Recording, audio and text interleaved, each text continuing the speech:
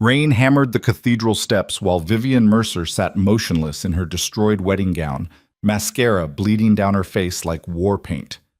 Hours ago, she was supposed to marry Miami's golden boy. Now she knew the truth.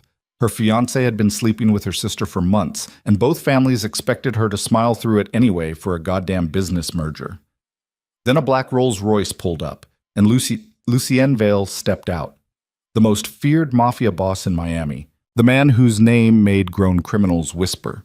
He draped his coat over her shaking shoulders and asked one quiet question. Who did this to you? That's when everything exploded. Drop a like, comment what city you're watching from, and let me see how far this story travels.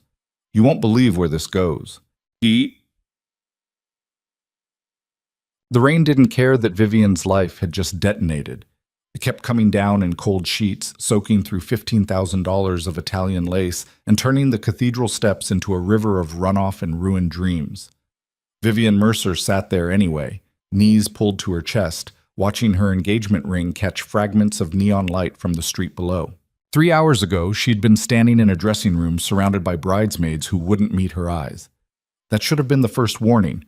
The second was her younger sister Cassidy slipping out early, claiming she felt sick. The third was finding them together in the coat check room. Damian Torres, her fiancé, with his hands buried in Cassidy's hair and his mouth on her neck.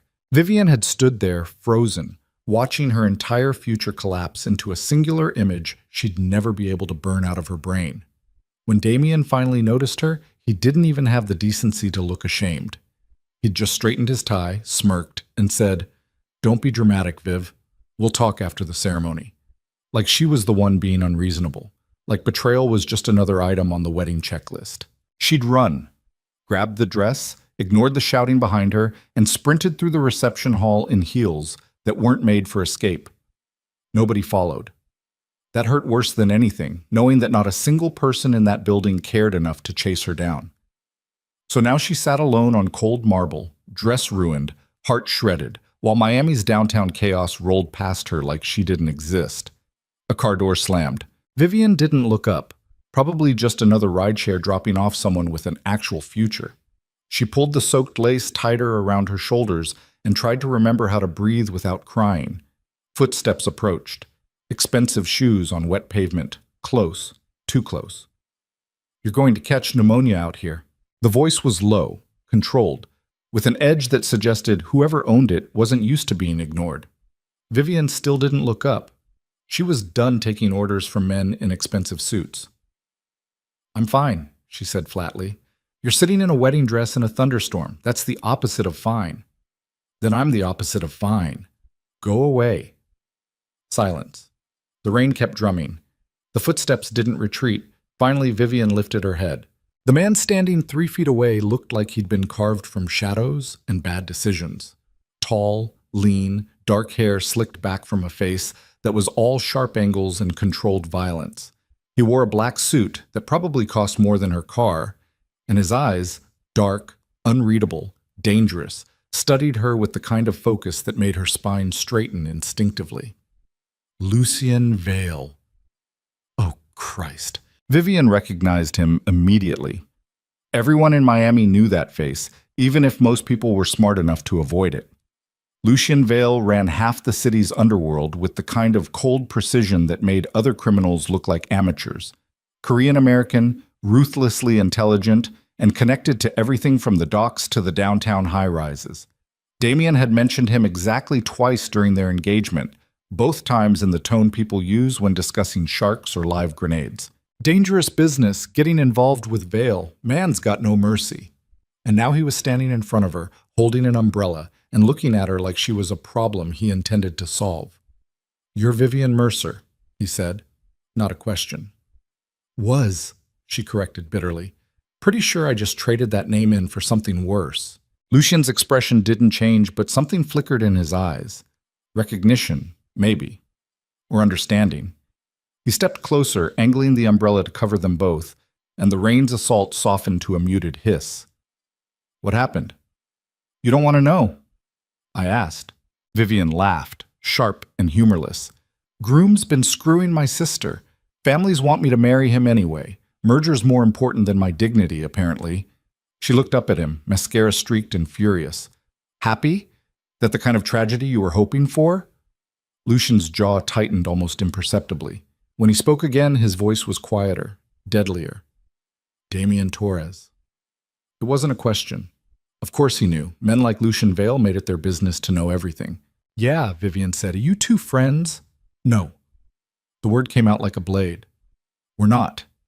He reached into his jacket. Vivian tensed instinctively, but he just pulled out a coat, expensive, black, still warm from body heat, and draped it over her shoulders without asking permission. The fabric smelled like cedar and something darker, something that suggested boardrooms and bloodshed. You can't stay out here, Lucian said. I don't have anywhere else to go. That was the truth, raw and humiliating. Her family would force her back to Damien. Her friends were Damien's friends. Her apartment was in a building Damien's father owned. Every corner of her life had been bought, sold, or controlled by people who saw her as leverage. Lucian studied her for a long moment. Then he did something Vivian didn't expect. He offered his hand. Yes, you do, Ban. The Rolls-Royce was quiet enough to make Vivian's breathing sound too loud. Leather seats, tinted windows, and a partition separating them from the driver who hadn't looked at her once. Vivian sat rigid against the door, Lucian's coat still wrapped around her shoulders, watching Miami's glittering skyline slide past. This was insane.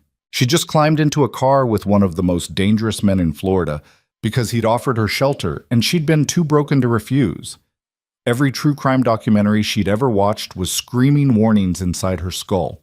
But Damien's voice was louder. Don't be dramatic, Viv. Screw dramatic. She was going to be absolutely unhinged. Where are we going? She asked. Somewhere safe. That's not an answer. Lucian glanced at her. In the dim interior light, his features looked softer, almost human. Almost. My home, he said simply. The Vale Estate, Biscayne Bay. Vivian's stomach dropped. You're serious? You said you had nowhere to go. So you're just, what, adopting strays now? His mouth twitched. It might have been a smile. It was hard to tell with a man whose reputation was built on calculated brutality. Call it what you want, Lucienne said. But nobody touches what's mine, and as of right now, you're under my protection. I don't belong to you. No, he agreed quietly. You don't belong to anyone. That's the point. The words landed harder than Vivian expected. She turned back to the window, throat tight, and watched the city blur into streaks of gold and red. The Vale Estate wasn't a house.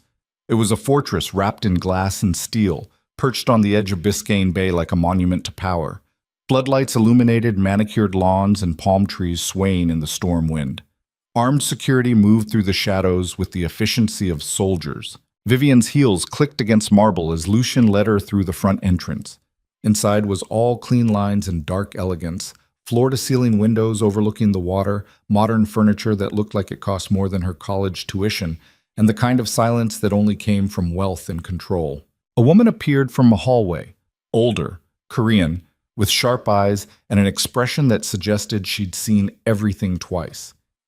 She looked at Vivian's ruined dress, then at Lucian, and said something in rapid Korean that sounded like a reprimand. Lucian replied in the same language, calm and unbothered. The woman sighed, then switched to English. You bring home strays now? Mrs. Kwan, Lucian said evenly. This is Vivian. She'll be staying here. Guest suite, second floor. Make sure she has everything she needs. Mrs. Kwan's gaze softened slightly when she looked at Vivian again. You look half drowned, girl. Come on, let's get you warm before you freeze to death in that ridiculous dress. Vivian followed numbly, aware of Lucian's eyes tracking her across the foyer. At the staircase, she paused and looked back. Why are you doing this? Lucian stood in the center of the massive room, hands in his pockets, backlit by lightning flashing over the bay. When he answered, his voice carried clearly across the space. Because Damien Torres destroyed my family 3 years ago, and I've been waiting for the right moment to return the favor. Then he turned and disappeared into the shadows, leaving Vivian standing on the stairs with the truth settling over her like ice water. She wasn't a guest, she was a weapon. But the guest suite was bigger than Vivian's entire apartment. King bed, walk-in closet, marble bathroom with a shower that had more jets than a car wash. Mrs. Kwan had left clothes on the bed, soft pants, a cashmere sweater, everything in exactly Vivian's size. That should have been creepy. Instead, it just felt efficient. Vivian peeled off the ruined wedding dress and left it in a wet heap on the bathroom floor. Under the scalding shower spray, she scrubbed mascara and hairspray and the feeling of Damien's hands off her skin until the water ran clear and her body finally stopped shaking. When she emerged, wrapped in a towel that was somehow heated, her phone was buzzing on the nightstand. 17 missed calls, 32 texts, all from the same numbers. Damien, where the hell are you? Damien, this is childish. Damien, we need to talk. Her father, Vivian Marie Mercer. You call me immediately. Cassidy, I'm sorry. Okay, it just happened. Her mother, the merger depends on this wedding. Come home. Vivian deleted everything without reading the rest. Then she blocked all of them and threw the phone onto the bed like it was radioactive. A knock on the door made her jump. It's me, Mrs. Kwan's voice called. I brought food. You look like you haven't eaten in days. Vivian opened the door. Mrs. Kwan swept in with a tray containing soup, bread, and tea that smelled like comfort and warmth. She set it on the desk and turned to study Vivian with the practiced eye of someone who'd raised children. Better, she declared. Now you look human again. Sit. Eat. Vivian sat. The soup was perfect, rich, savory, exactly what her hollowed-out stomach needed. She ate mechanically while Mrs. Kwan fussed with the room temperature and pulled the curtains against the storm. How long have you worked for him? Vivian asked between bites. 23 years, since Lucien was 16 and stupid. Is he still stupid? Mrs. Kwan smiled. No, now he's dangerous. But he's a good man underneath all that. She paused. Most of the time. He said Damien destroyed his family. The warmth left Mrs. Kwan's expression instantly. That's not my story to tell, but yes. Damien Torres is poison. And if Lucien's brought you here, it's because he sees an opportunity. She fixed Vivian with a hard look. Question is, are you going to let yourself be used, or are you going to use him right back? Vivian stared into her soup. I don't know what I'm doing anymore. Nobody does, girl. But you're here. That's already a choice. Mrs. Kwan moved toward the door, then stopped. One more thing. Lucien doesn't let people inside these walls unless he trusts them. Whatever he told you about revenge, that's only part of it. What's the other part? Mrs. Kwan smiled sadly. You'll have to ask him yourself. What? Vivian couldn't sleep. She lay in the massive bed, staring at the ceiling while the storm raged outside and her brain replayed the last 12 hours on an endless loop. Every time she closed her eyes, she saw Cassidy's guilty face. Damien's smirk, her father's cold disappointment. At 2 a.m, she gave up and pulled on the cashmere sweater. The house was silent as she slipped into the hallway, bare feet soundless on polished wood. She had no destination in mind, just needed to move, to think, to breathe in a space that wasn't suffocating. She found Lucien on the terrace. He stood at the glass railing, looking out over the bay with a crystal tumbler in one hand and the kind of stillness that suggested he'd been there for hours. He didn't turn when Vivian approached, but his shoulders shifted slightly, acknowledgement without invitation. Can't sleep? His voice was rougher now, stripped of its earlier control. Can you? Vivian countered. Rarely. She joined him at the railing. Below, the bay churned black and violent, reflecting the city lights like broken stars. The storm was moving east, leaving behind the electric smell of ozone and possibility. Tell me about Damien, Vivian said quietly. Tell me what he did. Lucien was silent for so long she thought he wouldn't answer. Then he took a drink and started talking. 3 years ago, my younger brother Ethan was working construction. Legitimate business, good contracts, building half the waterfront developments in Miami. Then the feds came sniffing around, asking questions about drug trafficking through the construction sites. Vivian's stomach sank. She already knew where this was going. Someone had planted evidence, Lucien continued, voice flat and deadly. Falsified shipping manifests, doctored communications, Everything needed to make Ethan look guilty. He lost his license, lost his contracts, nearly lost his freedom. By the time we proved it was a setup, Damian Torres had already swooped in and claimed every single project. Jesus, Vivian breathed. Ethan never recovered. He's been in and out of therapy for years, can't hold a job, barely leaves his apartment. Damian didn't just steal his business, he stole his future. Lucian turned to look at her, and the rage in his eyes was so controlled it was terrifying. And your family brokered the deal. Your father negotiated the handover. They knew exactly what Damian had done, and they rewarded him for it. Vivian felt sick. I didn't know. I know you didn't. His expression softened fractionally. You were just the prize, the final piece to legitimize Damian's empire. I'm not a prize, Vivian said sharply. I'm not a piece. I'm a person who just had her entire life ripped apart. I know, Lucian said again, quieter this time. That's why you're here. The air between them felt charged, dangerous in a way that had nothing to do with crime or revenge. Vivian should have been terrified, should have been running. But standing there in the dark with Miami spread out below them like a battlefield, all she felt was clarity. So what now? She asked. You use me to destroy Damian? Make him look weak for losing control of his fiancée? That was the plan. Lucian set his glass on the railing. Before I actually met you. And now? He looked at her like she was a problem he couldn't solve. Like she'd walked into his carefully constructed world and immediately blown it apart. Now I don't know, he admitted. But you're safe here, for as long as you want to stay. Vivian laughed bitterly. Safe? In the house of Miami's most dangerous crime boss.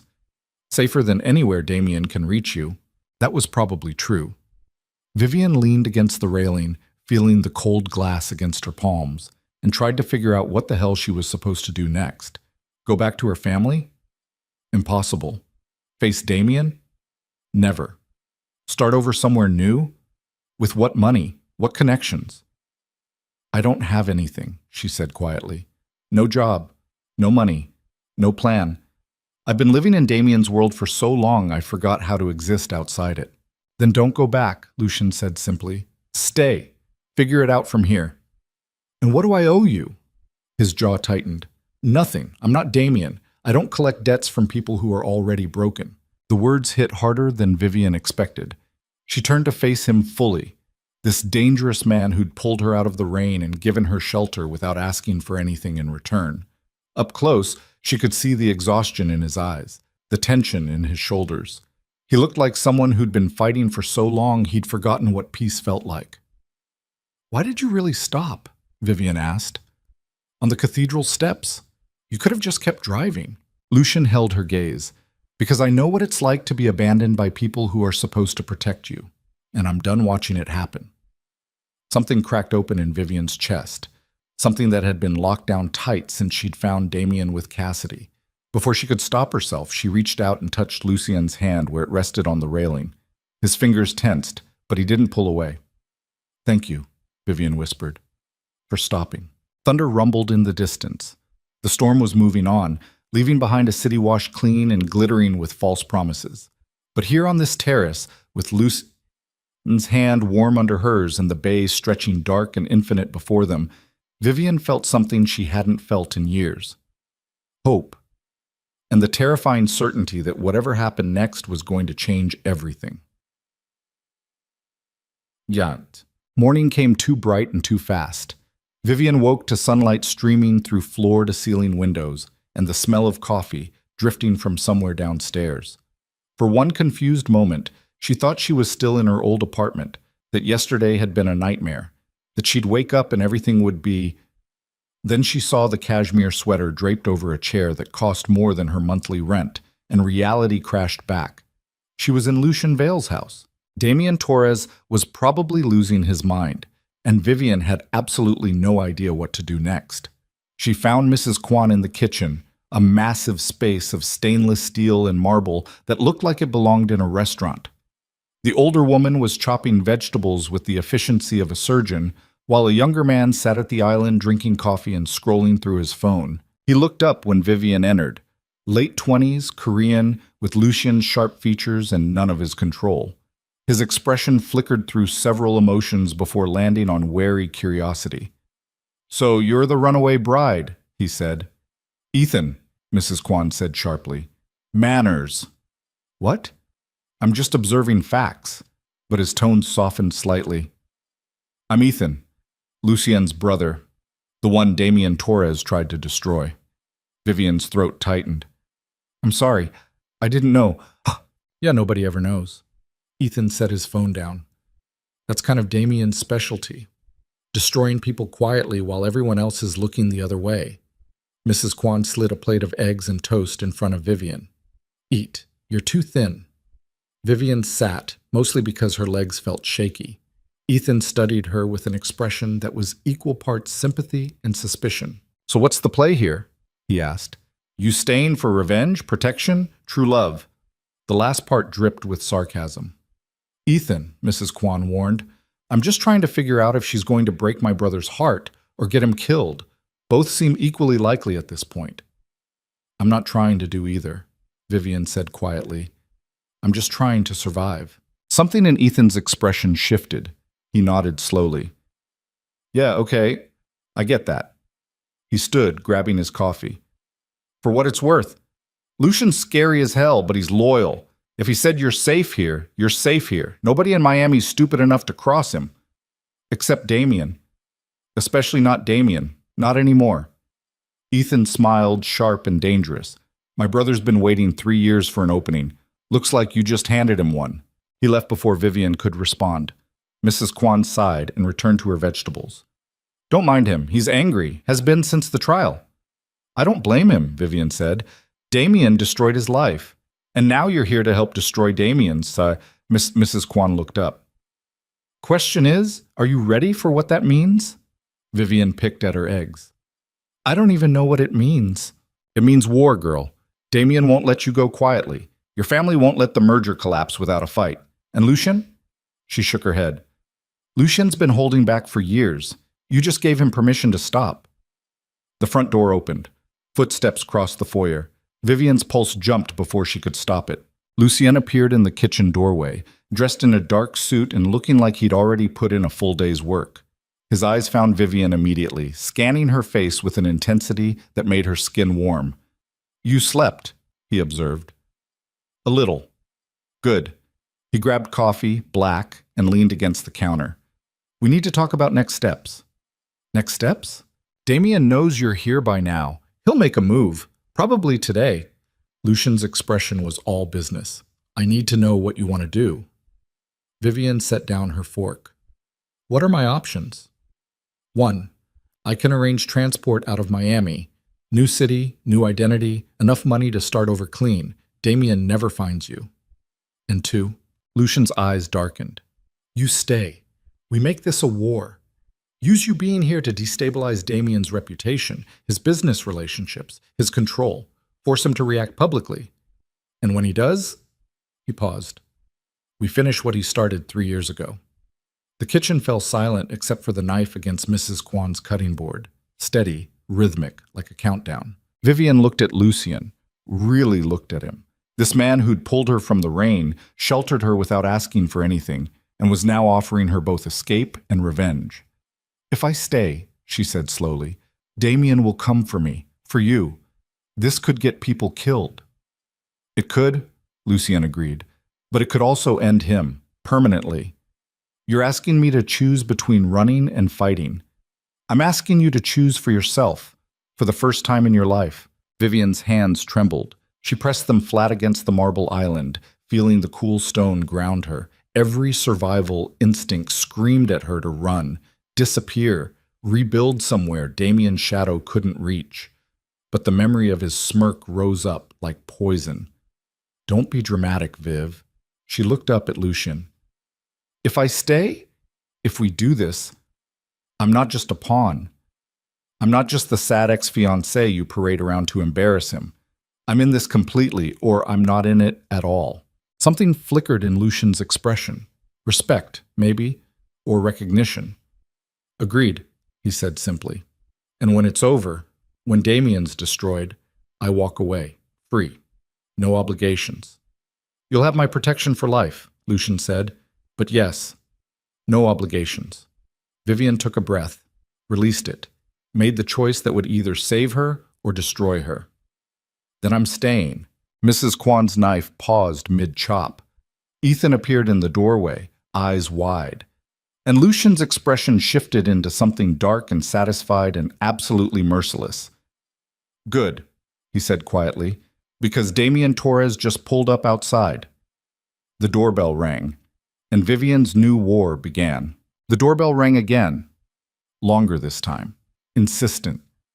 Vivian's coffee cup froze halfway to her mouth. Through the kitchen doorway, she could see the front entrance. Massive double doors with frosted glass panels that turned the figures outside into dark, warped shadows. 3 of them. Maybe 4. Lucien didn't move. He stood against the counter, coffee in hand, watching Vivian with an expression that gave away absolutely nothing. You don't have to see him, he said quietly.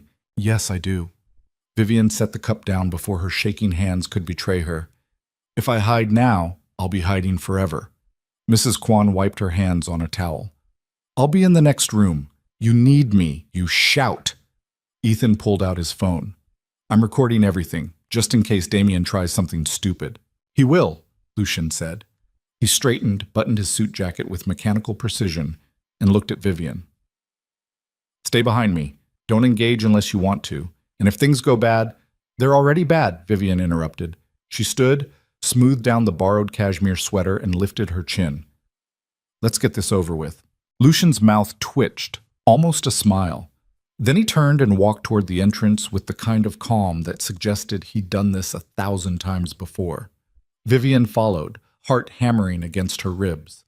Lucien opened the door. Damien Torres stood on the marble steps like he owned them.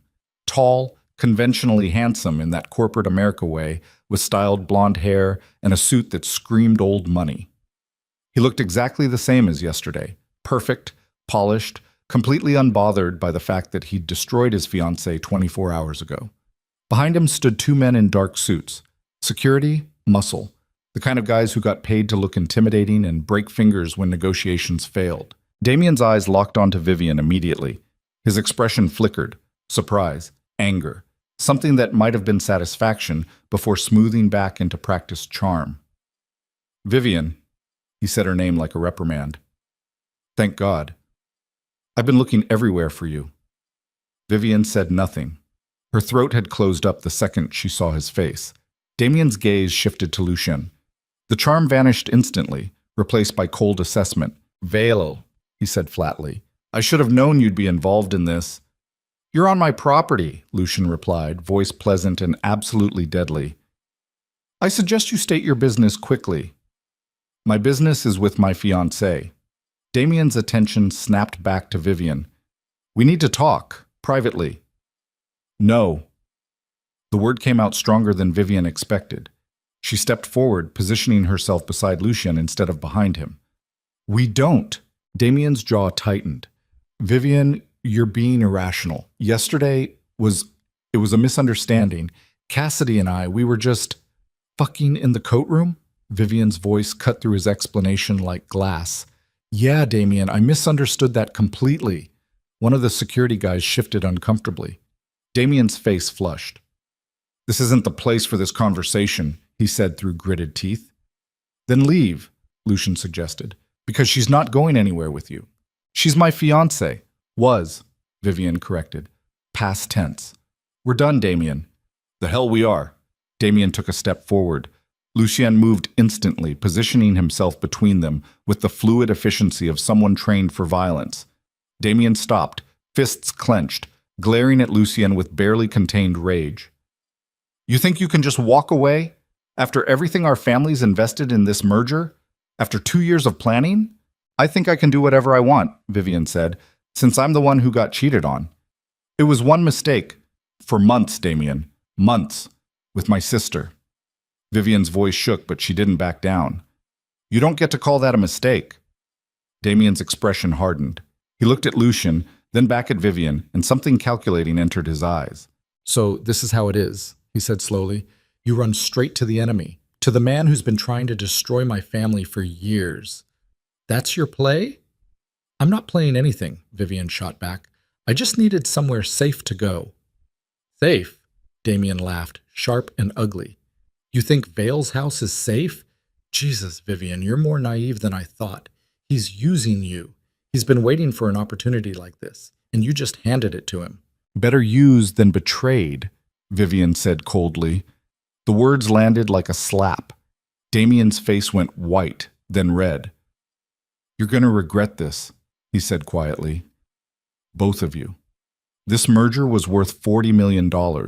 My father, your father, the investors, they're not going to just let you walk away because you got your feelings hurt.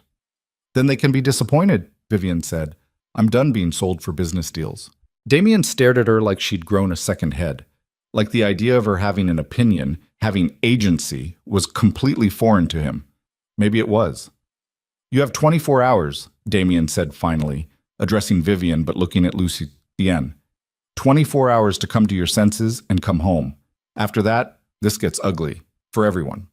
It's already ugly, Lucien said pleasantly. Now get off my property before I have you removed. Damien's security guys tensed. For one terrible second, Vivian thought violence was about to erupt right there on the pristine marble steps. Then Damien raised a hand, stopping them. This isn't over, he said. Yes, Vivian replied. It is. Damien held her gaze for a long moment. Then he turned and walked back to his car. A silver Porsche that probably cost more than most people's houses. His security followed. The engine purred to life, and they disappeared down the long driveway in a spray of gravel and expensive exhaust. Lucien closed the door. The silence that followed felt like pressure against Vivian's eardrums. Well, Ethan said from the hallway, phone still recording, that went about as well as expected. Vivian's legs gave out. She caught herself against the wall, breathing hard, feeling the adrenaline crash through her system like a tidal wave. Her hands were shaking, her vision blurred. Lucien was there instantly, one hand on her elbow, steadying her. Breathe, he said quietly. Just breathe. I can't, Vivian gasped. I can't believe You stood up to him, Lucien said. That's what you did, and you didn't break. Vivian looked up at him. His face was close, focused entirely on her, and for the first time she noticed the thin scar along his jawline, a reminder that this man knew violence intimately. He's going to make this worse, she whispered. I know. People are going to get hurt. Probably. And you're okay with that? Lucien's expression was unreadable. I've been at war with Damien Torres for 3 years. The only difference now is that you're involved. And if you want to walk away, if you want me to put you on a plane tonight, I will. No judgment, no consequences. Vivian's breath steadied. She straightened, pulling away from Lucien's supporting hand, and looked toward the front door where Damien had stood minutes ago. No, she said. I'm staying. I'm finishing this. Behind her, Ethan muttered, Oh, this is going to be a shit show. Mrs. Kwan appeared with tea. Sit down before you fall down, girl. You look like death. Vivian let herself be herded into the living room, all glass and steel and furniture that probably belonged in a museum. She collapsed onto a leather sofa while Mrs. Kwan pressed a cup of something hot and sweet into her hands. Lucien remained standing, hands in his pockets, staring out at the bay. He'll call your father next, he said without turning around. Probably already has. They'll coordinate, apply pressure from every angle. Let them, Vivian said. I'm done being pressured. They'll threaten you financially, cut you off, freeze your accounts. I don't care. They'll drag your name through the media, make you look unstable, unreliable. Still don't care. Lucien finally turned to look at her. They'll come after me, use every connection they have to make my life difficult, and by extension, yours. Vivian met his eyes over the rim of her teacup. Then we make their lives more difficult. Isn't that how this works? Ethan laughed from the doorway. Oh, I like her. Can we keep her? Ethan, Lucien said warningly. What? I'm just saying she's got spine. That's rare in Damien's circle. Ethan walked into the room, dropping onto the opposite sofa. So what's the actual plan here? We just wait for them to attack and react? Or do we go on offense? Lucien was quiet for a moment. Then he pulled out his phone, scrolled through something, and made a call. Marcus, it's Vale. I need everything you have on the Torres merger. Financial statements, investor agreements, leveraged assets, all of it. He paused, listening. Because I'm about to blow it apart. How fast can you get it to me? Another pause. Good. Send it encrypted. He hung up. Vivian stared. You're going after the merger directly? If Damien wants to play hardball, we'll play hardball. His entire empire is built on that deal. His father's construction contracts, the waterfront developments, the political connections, it all hinges on merging with your family's real estate holdings. Lucian's expression was carved from ice. So we're going to expose every illegal shortcut, every bribed official, every piece of fraud they committed to make it happen. That'll destroy both families, Vivian said quietly. Yes, including mine. Yes. Vivian set down her teacup. Her hands were steady now. Do it! Mrs. Kwan made a small sound of approval. Ethan grinned like Christmas had come early. Lucienne studied Vivian for a long moment. You're sure? They sold me, Lucienne. Like property. Like I was just another asset to be traded for profit. Vivian's voice was cold, certain. So yeah, burn it all down. I want to watch. Something dangerous lit in Lucian's eyes. Something that suggested he'd been waiting for someone to give him permission for a very long time. All right, he said softly. Then let's go to war. What? The next 3 hours were a blur of phone calls, encrypted files, and information that made Vivian's stomach turn. Lucien's study was all dark wood and leather, with 3 computer monitors displaying spreadsheets, blueprints, and communication logs that told a story of corruption so deep it was almost impressive. Marcus, whoever he was, had delivered everything. And it was damning. Vivian sat in a chair by the window, reading through printed documents while Lucian and Ethan worked through the digital files. Every page was another nail in Damien's coffin. Bribed building inspectors, falsified environmental reports, shell companies used to hide money laundering, real estate deals that violated zoning laws. And at the center of it all, the Taurus-Mercer merger. Her father's signature was on half these documents. Jesus, Vivian whispered, staring at a contract that showed her family selling protected wetlands to a development company owned by Damien's father.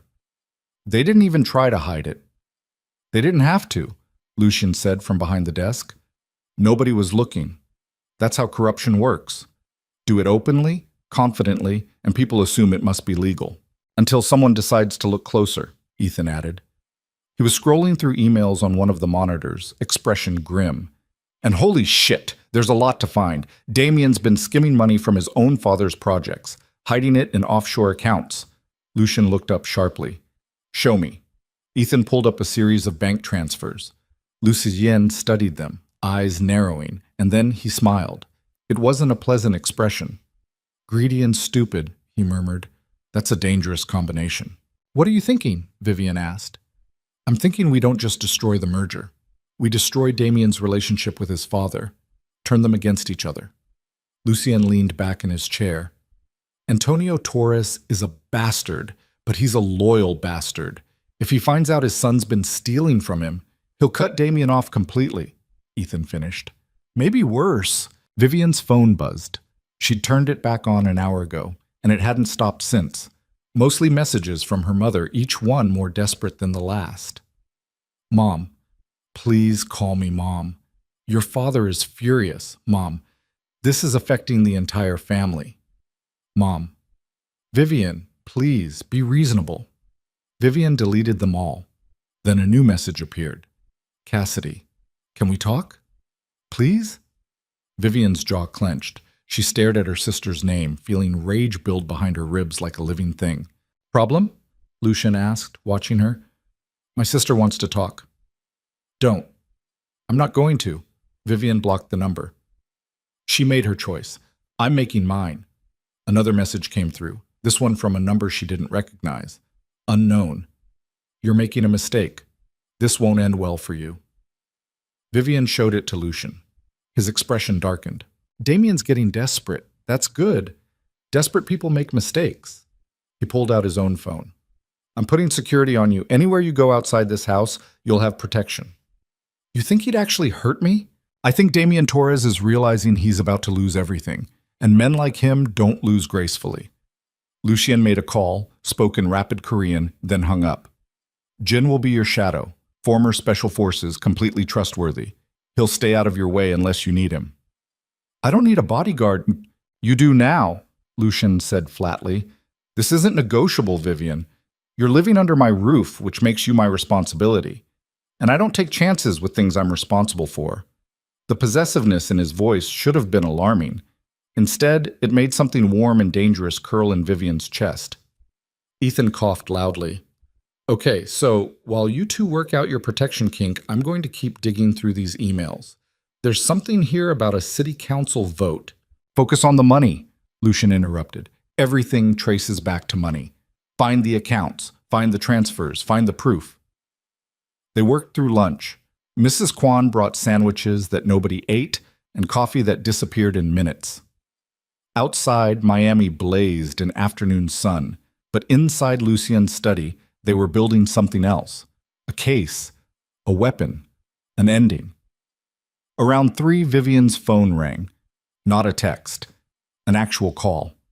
From her father. She stared at the screen, watching Richard Mercer's name flash over and over. Lucien glanced up, saw her expression, and raised an eyebrow. Your move, he said quietly. Vivian answered. Put it on speaker. Vivian Marie Mercer. Her father's voice filled the room, cold, authoritative, completely controlled. We need to talk, now. We're talking, Vivian said. In person. This is not a conversation for phones. Then I guess we're not having it. Silence. She could practically hear her father recalculating. You're at Vale's house, he said finally. That's confirmed. Do you have any idea what you're doing? The position you've put this family in? I know exactly what I'm doing, Dad. I'm choosing myself over a business deal. This isn't about business. It's only about business. Vivian's control snapped. It's always been about business. You sold me to Damien like I was real estate, another property to develop and flip for profit. That's not... We were securing your future. You were securing yours. Vivian stood, pacing the study with the phone clutched in her hand. The merger, the investors, the expansion, that's all you cared about, not me, not whether I was happy, not whether Damien was a lying, cheating piece of shit. Language, Vivian. Fuck my language. The words felt like freedom. Damien was sleeping with Cassidy for months, Dad. And you knew, Mom knew, everyone knew except me. Her father's silence was answer enough. We thought it would pass, he said finally. Cassidy is young. Damien was... It was a phase. The important thing was the marriage, the merger. Vivian laughed, bitter and broken. The important thing? Right. God forbid we let human emotions get in the way of profit margins. You're being dramatic. I'm being honest. For the first time in my life, I'm being honest. And here's some more honesty, Dad. I'm done. With Damien. With the merger. With all of it. Find another daughter to sell. If you don't come home and fix this, you're out of the family, completely. No trust fund, no inheritance, no financial support whatsoever. The threat landed exactly like it was meant to, a punch to the gut disguised as concern. Vivian looked at Lucien. He was watching her steadily, expression unreadable, but his hands were clenched on the desk. Okay, Vivian said into the phone. Cut me off. I don't care anymore.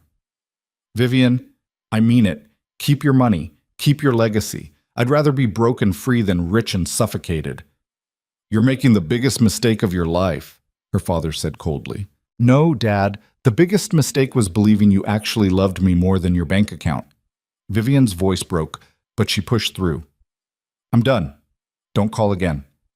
She hung up. The phone slipped from her hand. Vivian stood in the middle of Lucien's study, breathing hard, feeling like she'd just jumped off a cliff. Ethan whistled low. Well, that's one bridge thoroughly burned. You okay? Lucien asked quietly. Vivian nodded, then shook her head, then laughed, because what else was there to do? I just got disowned by my family for refusing to marry a cheater, she said. So no, I'm not okay, but I'm free. And that's worth it.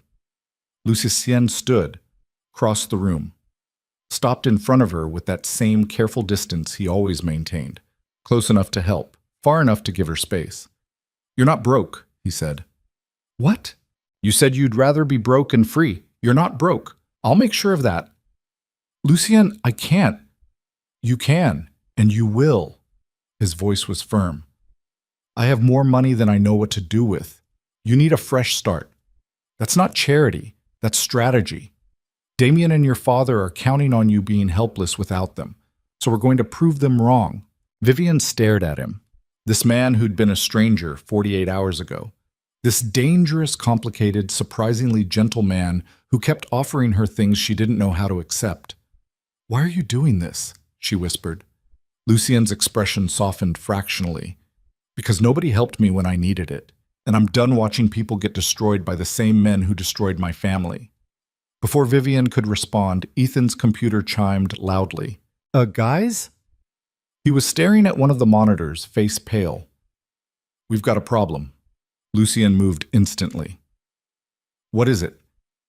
Email just came through Damien's account. He's calling an emergency board meeting tomorrow. Torres Construction, Mercer Real Estate, all the major investors. Ethan scrolled rapidly. And look at the subject line. Vivian read it over his shoulder. R.E. Merger status and concerns.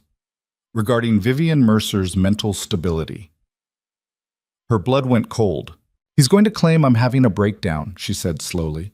He's going to tell everyone I'm unstable, irrational, that I can't be trusted to make my own decisions.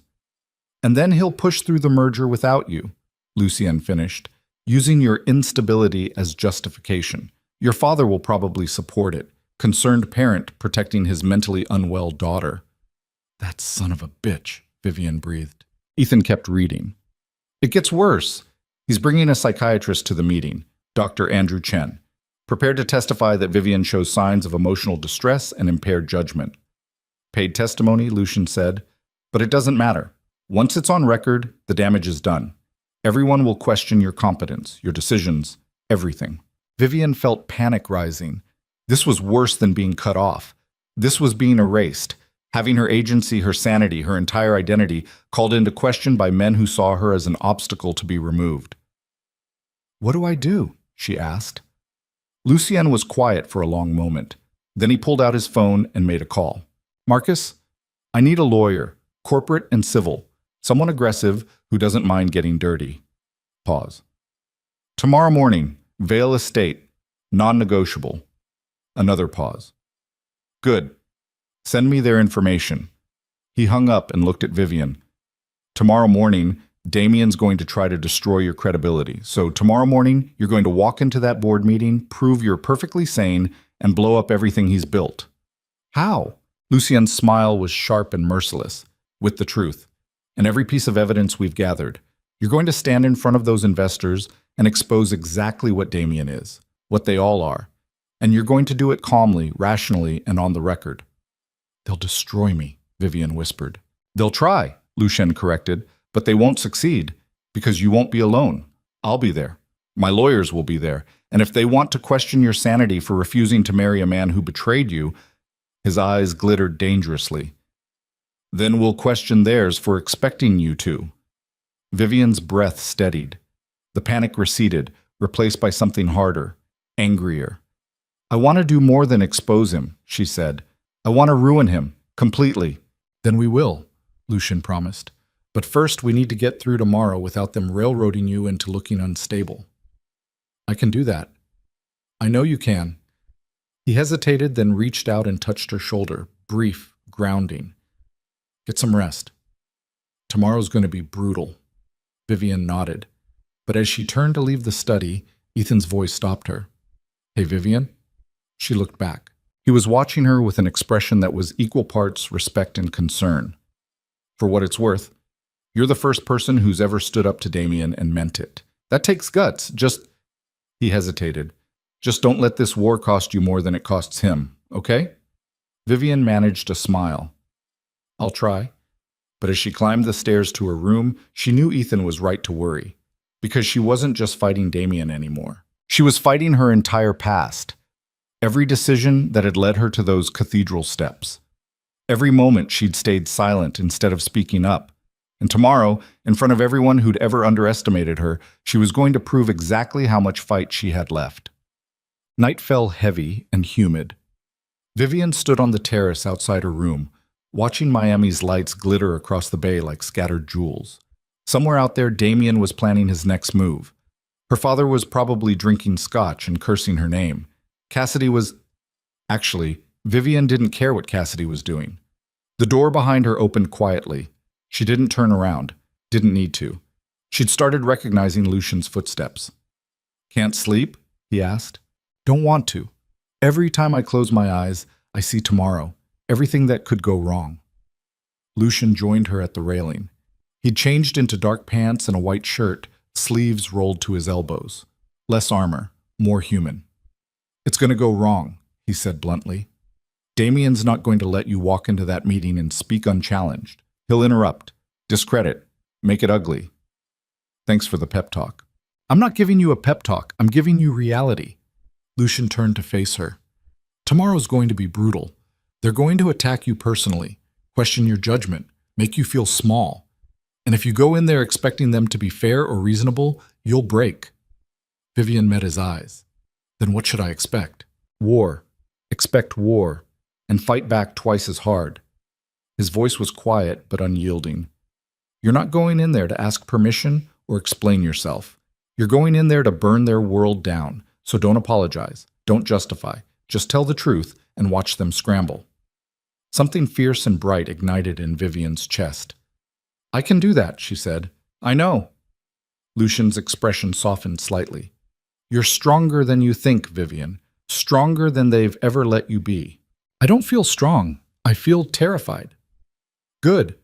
Fear keeps you sharp. Just don't let it stop you." They stood in silence for a moment, the city breathing below them, the bay dark and endless.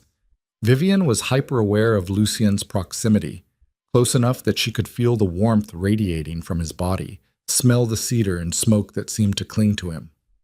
"Can I ask you something?" she said quietly. "Always." "Why do you care?" "Really? Not the revenge thing, not the war with Damien. Why do you actually care what happens to me?" Lucian was quiet for so long, Vivian thought he wasn't going to answer.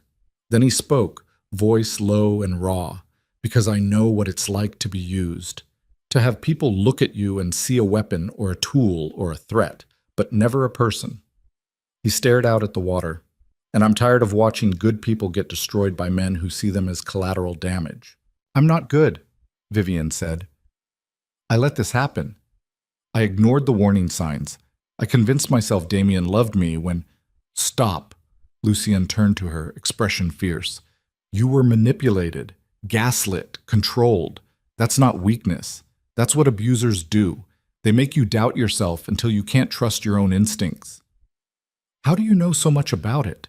His jaw tightened. "Because I watched my mother stay with my father for 15 years while he drank and gambled and hit her. And everyone told her it was her fault, that she wasn't supportive enough, that if she just tried harder, he'd change." His voice dropped to something dangerous. "She died still believing it was her fault. And I swore I'd never let anyone do that to someone I—" He stopped abruptly. "Someone you what?" Vivian asked softly. Lucian looked at her. Really looked at her.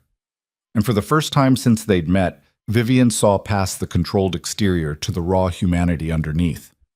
"Someone I care about," he finished quietly. The air between them shifted, became charged, electric. Vivian's heart hammered. She knew she should step back, create distance. This was dangerous territory, falling for the man who'd saved her, who'd given her shelter, who was helping her destroy her enemies. But she didn't step back. Instead, she moved closer. "Lucien." His phone buzzed, harsh, insistent, shattering the moment like dropped glass. Lucien pulled it out, scowling at the screen. Then his expression went dark. "What?" Vivian asked. "Security alert. Someone just tried to access the property through the south gate." He was already moving toward the door. "Stay here. Lock this door. Don't open it for anyone except me or Mrs. Kwan. What if it's probably Damien's people trying to rattle us. Or worse." Lucian paused in the doorway. "Please, Vivian, just stay here." Then he was gone, moving fast and silent through the house. Vivian locked the door, backed away from the terrace. Her phone buzzed in her pocket. Unknown. Last chance. Come home or face consequences. Another message seconds later. Unknown. We know where you are. We know who you're with. This ends badly for you. Vivian's hand shook. She pulled up her recent calls, found Lucian's number, and was about to press dial when she heard it. Voices downstairs, raised, angry. Then a crash. Vivian's breath stopped. She moved to the door, pressing her ear against the wood. More voices. A woman shouting, "Mrs. Kwan, maybe?" Then Lucian's voice, cold and deadly, speaking Korean too fast for Vivian to catch, even if she understood the language. Another crash, closer this time. Vivian's phone rang. She nearly dropped it. Lucien's name flashed on the screen. "Hello? Stay in your room." His voice was clipped, controlled, but she could hear violence underneath. "Do not come out. Do you understand?" "What's happening?" "Damien sent people. We're handling it. Just stay." The line cut off. Vivian stared at her phone, pulse thundering. Every instinct screamed at her to hide. Lock herself in the bathroom. Wait for someone to tell her it was safe. But she was done hiding. She grabbed the heaviest object in the room, a marble bookend, and unlocked the door. The hallway was empty. Too quiet. Vivian moved toward the stairs, gripping the bookend like a weapon, trying to remember everything she'd ever seen in action movies about not getting killed. Voices drifted up from below, clearer now. "Told you to leave. We're not leaving without her." "Then you're not leaving at all." Vivian reached the top of the stairs and looked down. The scene in the foyer was controlled chaos. 3 men in dark clothes, not Damien's usual security, these guys looked military, were being held at gunpoint by Lucian's people. Ethan stood off to the side, phone out, still recording. Mrs. Kwan was shouting in Korean, brandishing what looked like a kitchen knife. And Lucian stood in the center of it all, perfectly calm, with a gun pointed at the lead intruder's head. "You have 5 seconds to explain why I shouldn't kill you right now," Lucian said pleasantly. The lead guy, buzz cut, scar across his cheek, smiled. "Because Damien Torres wants his property back, and he's willing to pay for the damage." "Vivian's not property." "Didn't mean her. Meant the information you stole. Corporate files. Financial records. That's corporate espionage, Vale. Illegal. Punishable. Bad for business." Lucian's expression didn't change. Marcus obtained those files legally through public records requests and whistleblower testimony. If Damien wants to claim they're stolen, he's welcome to explain to the SEC why he thinks legal documents are illegal. The guy's smile faltered. "Now," Lucien continued, voice dropping to something lethal, "you're going to leave. You're going to tell Damien that if he sends anyone to my property again, I won't be this polite. And you're going to remember that I know exactly who you are, Marcus Chen. Former Marines, dishonorably discharged for assault, currently employed by a shell company that Damien uses for illegal wet work, which means if you disappear tonight, nobody's going to ask questions." Marcus's face went pale. "Do we understand each other?" Lucien asked softly. "Yeah, we understand." "Good. Get out." Lucian's security escorted the 3 men toward the door. Vivian watched from the stairs, bookend still clutched in her hand, as they were forcibly removed from the property. The door slammed. Lucian lowered his gun, and then he saw Vivian on the stairs. His expression shifted instantly, from cold control to something close to panic. "I told you to stay in your room," he said. "I heard crashing. I thought—" "You thought what? That you could fight off armed intruders with a bookend?" He crossed to the stairs in 3 long strides. "Jesus, Vivian, they could have grabbed you, used you as leverage. Do you have any idea what Damien would do?" "I wasn't going to hide while you got hurt protecting me," Vivian interrupted. Lucian stopped, stared at her. Something complicated crossed his face. "You're insane," he said finally. "So are you." "That's different." "How?" "Because I'm expendable. You're not." The words hit Vivian like a physical blow. She descended the remaining stairs until she was standing directly in front of him. "Don't say that," she said quietly. "Don't you dare say that." "It's true. It's not." Vivian's voice shook. "You're not expendable, Lucien. Not to Ethan. Not to Mrs. Kwan. And not to She stopped, breath catching. Lucien's eyes searched hers. "Not to who, Vivian?" The house fell silent around them. Even Ethan had disappeared. It was just them in the aftermath of violence, standing too close, everything unsaid finally demanding to be spoken. "Not to me," Vivian whispered. Lucian's hand came up, cupping her face with a gentleness that contradicted everything she knew about him. "This is dangerous," he said softly. "I know. If we do this, if we cross this line, it complicates everything. I don't care. You should." "Well, I don't." Vivian leaned into his touch. "I'm tired of being careful. Tired of doing what I should. I've been following other people's rules my entire life, and where did it get me? Engaged to a man who didn't love me. Used by a family who didn't care. I'm done, Lucien. I'm done being who everyone else needs me to be." His thumb brushed across her cheekbone. "And who do you want to be?" "I don't know yet, but I know I want to figure it out standing next to you." Something in Lucian's expression cracked. The control, the distance, all of it fell away, leaving behind someone raw and real and desperately human. "Vivian!" She kissed him before he could talk himself out of it. Lucian froze for half a second. Then his arms came around her, pulling her close, and he kissed her back with an intensity that stole her breath. It wasn't gentle. It was fierce and claiming, and it wasn't gentle. It was fierce and claiming and desperate, like drowning and breathing at the same time. Lucian's hand tangled in Vivian's hair, while his other arm locked around her waist, pulling her flush against him with enough force to make her gasp against his mouth. Vivian kissed him back with everything she had. All the rage and fear and loneliness she'd been carrying for months poured into this single moment. Her fingers clutched at his shirt, feeling the tension in his shoulders, the barely restrained violence that lived just beneath his skin.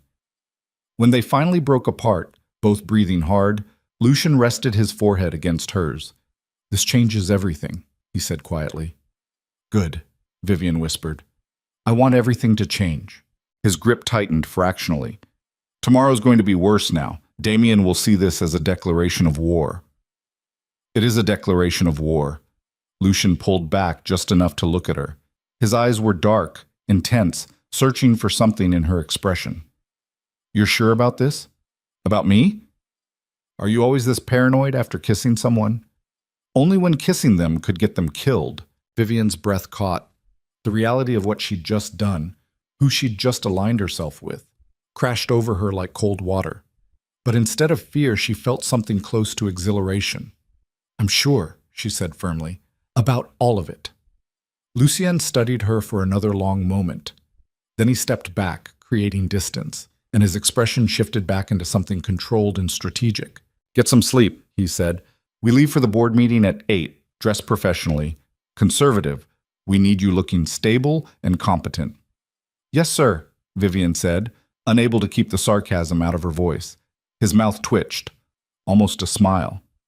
"And Vivian, next time armed men break into my house, you stay in your room. I can't protect you if you're running toward danger with a bookend. I'll think about it. That's not comforting. Good night, Lucien." She turned and walked up the stairs, feeling his eyes track her the entire way. Only when she reached her room did she allow herself to collapse against the door, heart racing, lips still tingling from the kiss. What the hell had she just done? But even as doubt crept in, Vivian knew the truth. She'd do it again, 1,000 times over. Because for the first time in her life, she'd chosen something for herself. Not because it was safe or smart or approved by her family. Because it felt right. She crawled into bed, still wearing her clothes, too exhausted to change, and fell into a dreamless sleep that felt like falling off a cliff. Aunt. Morning came brutal and bright. Vivian woke to Mrs. Kwan shaking her shoulder and thrusting a cup of coffee into her hands before she was fully conscious. "Up," the older woman commanded. "Shower. I laid out clothes. You have 40 minutes before the lawyers arrive." Vivian stumbled into the bathroom, brain still foggy. The hot water helped. She scrubbed last night off her skin, the fear, the kiss, the violence, and tried to armor herself for what was coming.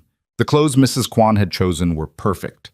A charcoal gray pantsuit that screamed competent professional, a white blouse, minimal jewelry. Vivian looked at herself in the mirror and barely recognized the woman staring back. She looked strong, put together, dangerous, good. Downstairs, Lucien's dining room had been converted into a war room. Three people Vivian didn't recognize sat around the massive table, laptops open, documents spread everywhere. Lucian stood at the head, already dressed in a black suit that made him look like he was attending either a funeral or a hostile takeover. Probably both. He looked up when Vivian entered. His expression was professionally neutral, but something flickered in his eyes. Heat, recognition, memory of last night. "Vivian, meet your legal team," he said smoothly. "Rachel Kim, corporate litigation. David Chen, civil rights. And Marcus Hall, who you've heard me mention." Rachel stood first, Korean-American, late 30s, with the kind of sharp intelligence that made Vivian's spine straighten automatically. "Ms. Mercer, I've reviewed everything Mr. Vale provided. We have a strong case." "For what exactly?" Vivian asked. "Defamation, coercion, and if we're feeling aggressive, fraud." Rachel smiled like a shark. "Your ex-fiancé and his father have made a lot of enemies. We're going to give those enemies ammunition." David spoke up next. Black, mid-40s, with kind eyes that contradicted the steel in his voice. "And if they try to question your mental competency, we shut it down immediately. Dr. Chen has no legal standing to evaluate you without your consent. Any testimony he provides is hearsay and inadmissible in any formal proceeding." "But the damage will already be done," Vivian said quietly. "Everyone in that room will hear it." "Let them," Marcus cut in. He was older, gray-haired, with the weathered look of someone who'd seen too many courtrooms. "Because then we counter with evidence of systematic manipulation and emotional abuse. We paint Damien as the unstable one, a man so desperate to control his fiancée that he fabricated a mental health crisis when she discovered his infidelity." Vivian's coffee cup trembled slightly. She set it down before anyone could notice. "This is going to get ugly," she said. "It's already ugly," Lucian replied. "We're just making it public." For the next 30 minutes, they drilled Vivian on what to say, how to respond, which questions to deflect.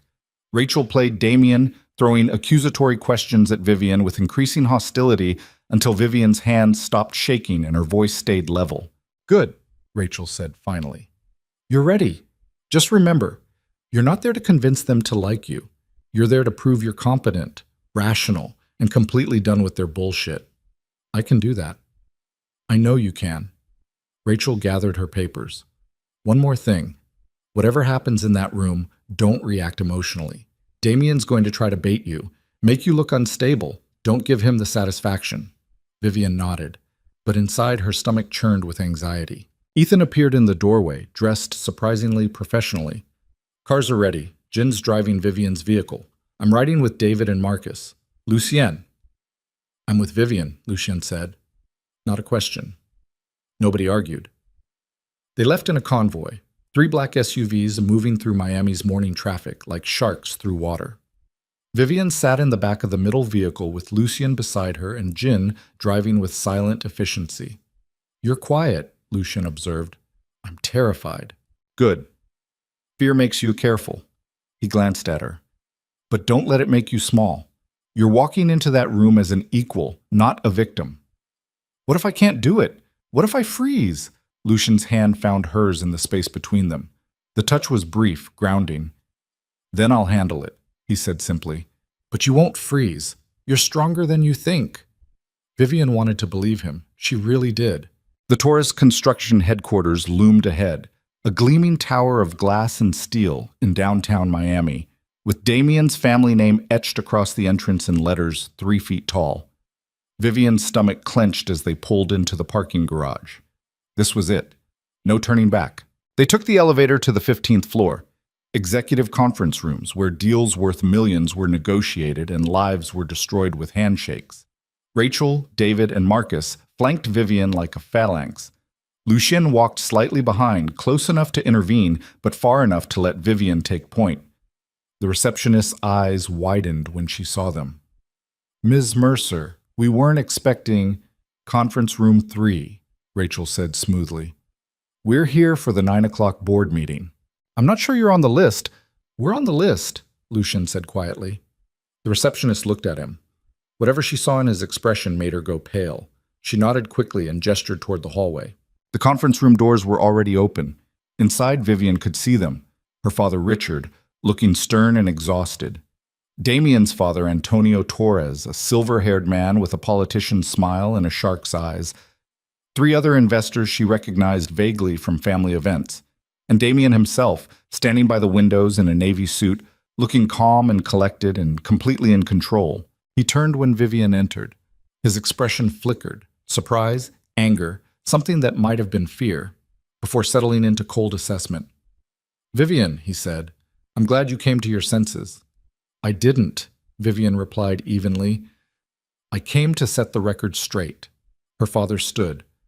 "Vivian, this isn't the time or place." "It's exactly the time and place, Dad." Vivian walked to the conference table and set her bag down with deliberate precision. "You called this meeting to discuss my mental stability. I'm here to prove you wrong." Antonio Torres cleared his throat. "Ms. Mercer, we're all concerned about you. Recent events suggest you may be experiencing emotional distress." "Recent events suggest I discovered my fiancé was sleeping with my sister," Vivian interrupted. "That's not emotional distress. That's a rational response to betrayal." Damien's jaw tightened. "You're blowing this out of proportion." "Am I?" Vivian turned to face him fully. "Tell me, Damien, how long were you sleeping with Cassidy? Because witnesses say months, plural." The room went silent. One of the investors shifted uncomfortably. "This is a private matter," Damien said tightly. "It stopped being private when you called a board meeting to question my sanity." Vivian's voice was steady, cold. "You want to talk about my judgment? Let's talk about yours.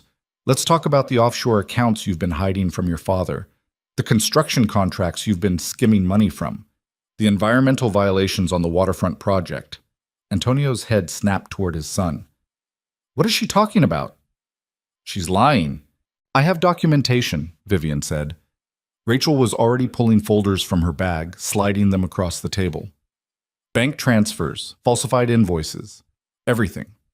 Damien's face went white, then red. "You stole confidential files. We obtained public records through legal channels," Rachel said smoothly.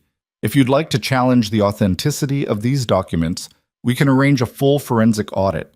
I'm sure the SEC would be interested in participating." The temperature in the room dropped 10 degrees. Antonio Torres opened one of the folders. His expression went from confused to furious in the span of 3 seconds. "Damien," he said quietly, "is this true?" "Dad, I can explain.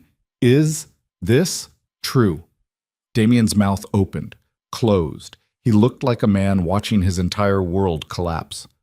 "Some of it," he admitted finally, "but it's not what it looks like." "It looks like you've been embezzling from your own family's company," Antonio said, voice like ice. "It looks like you've committed fraud on multiple federal projects. It looks like you've put this entire organization at risk." "I was trying to expand. You were trying to steal." Antonio slammed the folder shut. "How long, Damien? How long have you been doing this?" Vivian watched with grim satisfaction as Damien scrambled for answers, but her father's voice cut through the chaos. "This doesn't change the fact that the merger is still necessary," Richard said. "Whatever personal issues exist between Damien and Vivian, the business arrangement stands. We've already committed to investors. The business arrangement is over," Vivian said. Her father's eyes narrowed. "You don't have the authority." "I'm withdrawing my consent," which, according to the prenuptial agreement you had me sign, invalidates the entire merger clause. Vivian pulled out her own document, annotated, highlighted, legally reviewed. Section 12, subsection 4. Either party may withdraw consent up to 48 hours before the marriage. We're well within that window. Rachel smiled. "We had a contract lawyer review it this morning. Ms. Mercer's withdrawal is legally binding." Richard's face turned purple. "You can't do this. I just did. The investors will pull out, then let them." Vivian's voice was hard. "I'm not marrying a man who cheated on me just to save your business deal, Dad. Find another way to make your money." Antonio Torres was still glaring at his son. "Get out of my sight," he said quietly. "We'll discuss this later, privately." Damien looked like he'd been slapped. "Dad, now."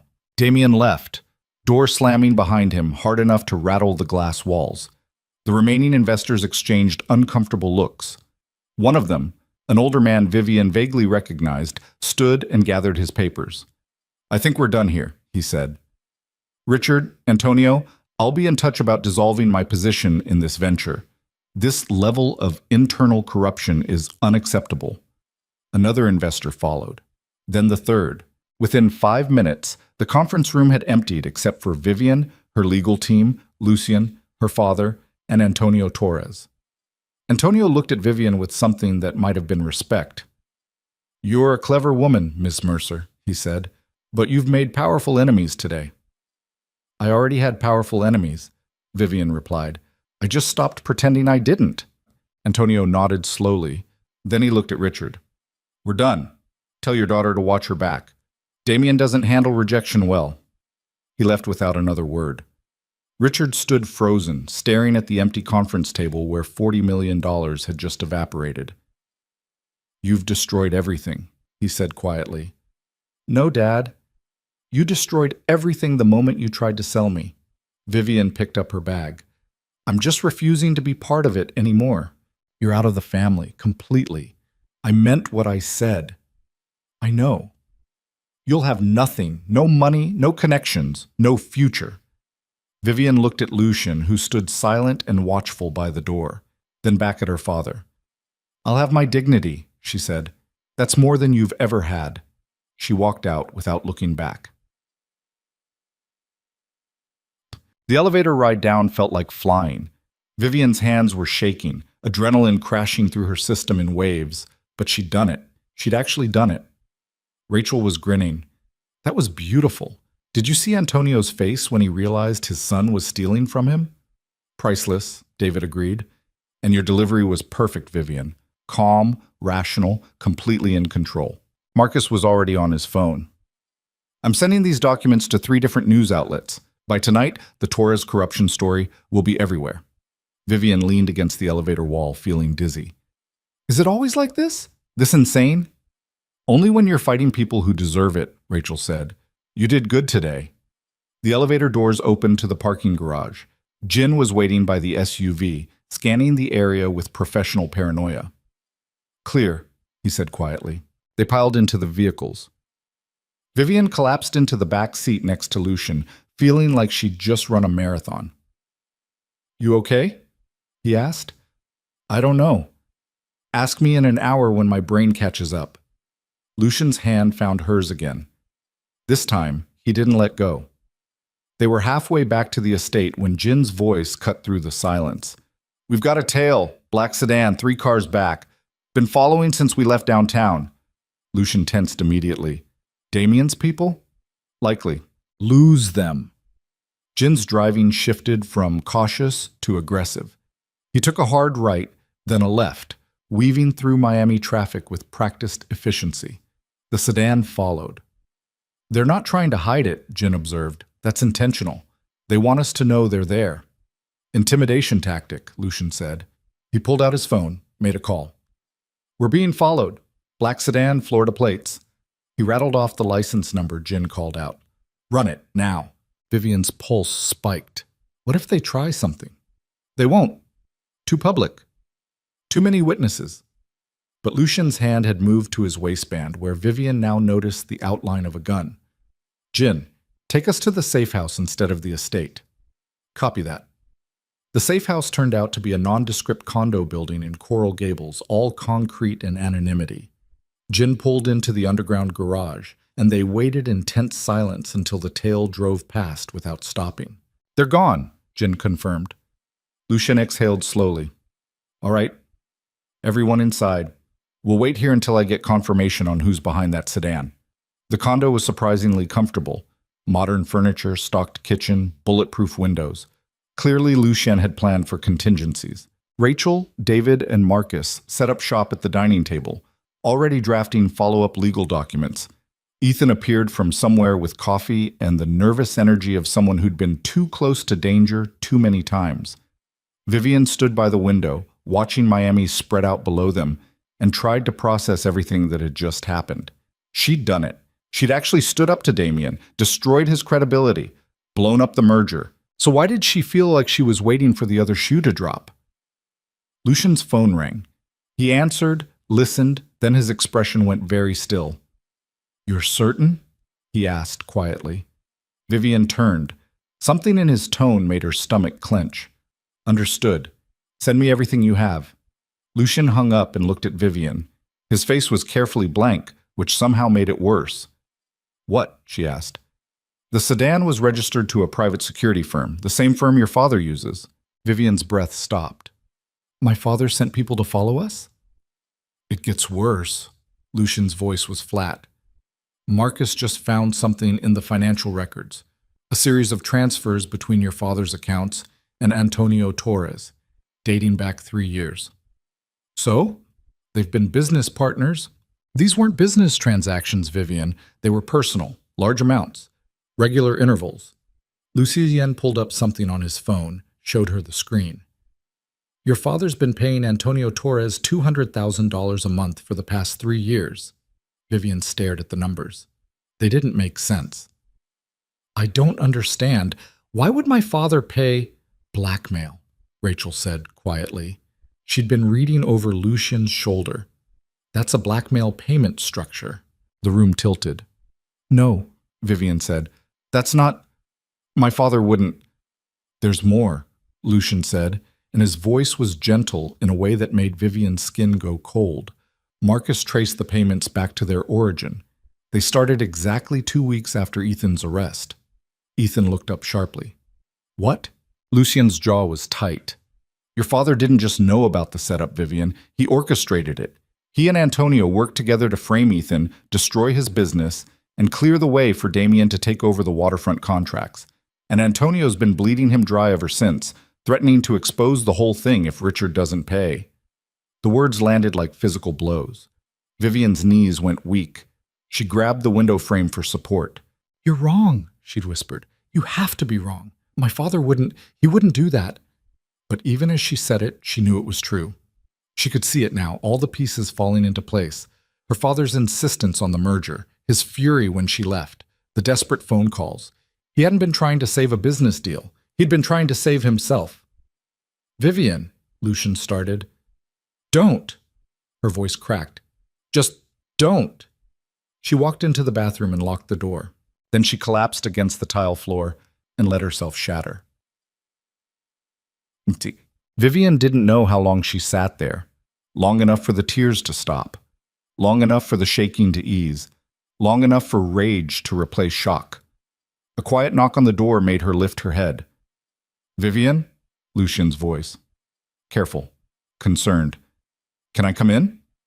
She unlocked the door without standing. Lucian entered, closed the door behind him, and slid down the wall to sit beside her on the bathroom floor.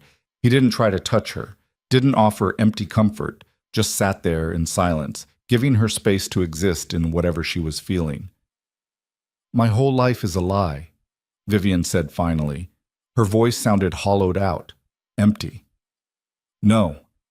Your father's life is a lie. Yours is just beginning. He destroyed your family, ruined Ethan, got paid for it, and then tried to sell me to cover up the evidence. Vivian laughed bitterly. God, I'm so stupid. I should have seen it. All those business dinners, all those closed-door meetings. He was bleeding money for years, and I just thought, you thought your father was who he pretended to be? Lucian said quietly. That's not stupid. That's human. Vivian turned to look at him. How are you so calm about this?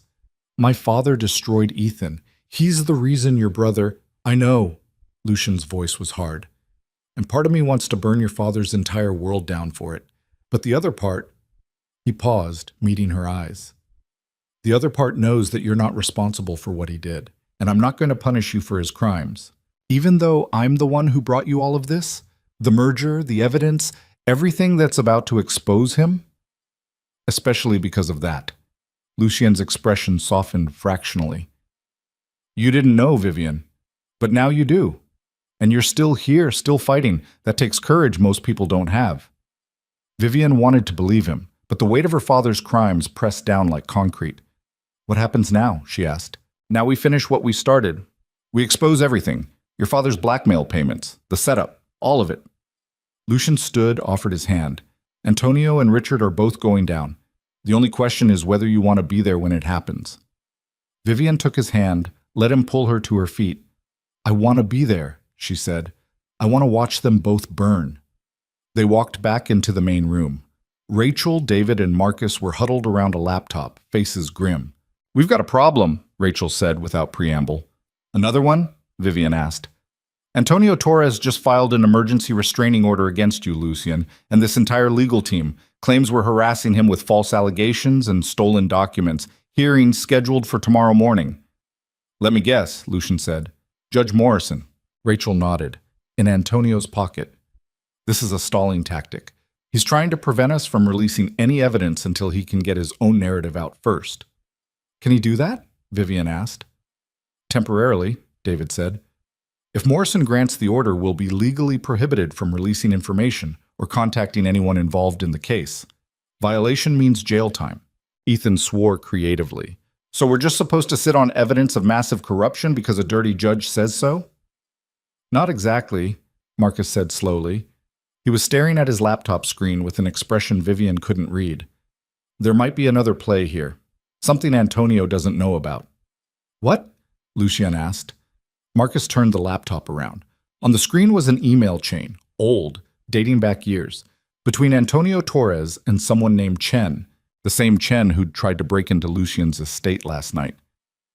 "Marcus Chen isn't just Antonio's muscle," Marcus Hall said, quietly. "He's Antonio's nephew. And according to these emails, he's been running the blackmail operation for the past 3 years, collecting payments from Richard, making threats when Richard tried to stop." Vivian's stomach turned. "How did you get these?" "Marcus Chen's email got compromised during a cybersecurity breach 6 months ago. It's all sitting in a public database, completely legal to access." Marcus smiled grimly. "And completely admissible in court." "So we have proof," Rachel said slowly. "Documented evidence of blackmail, extortion, conspiracy. Everything we need to destroy both Antonio and Richard." "And Marcus Chen," Ethan added. "That psychopath tried to grab Vivian last night. I want him in prison." Lucien was quiet, reading through the emails with focused intensity. Then he looked up. "We release everything," he said. "Tonight, before Antonio can get that restraining order. We send it to the press, the FBI, the SEC, everyone. Flood the zone before they can stop us." "That's aggressive," David said. "Once it's out, there's no taking it back." "Good." Lucien's voice was cold. "I want it permanent." "Vivian?" Rachel looked at her. "This is your father we're talking about. Once this goes public, he's done. Financially, legally, socially, there's no coming back from this. Are you sure you want to do this?"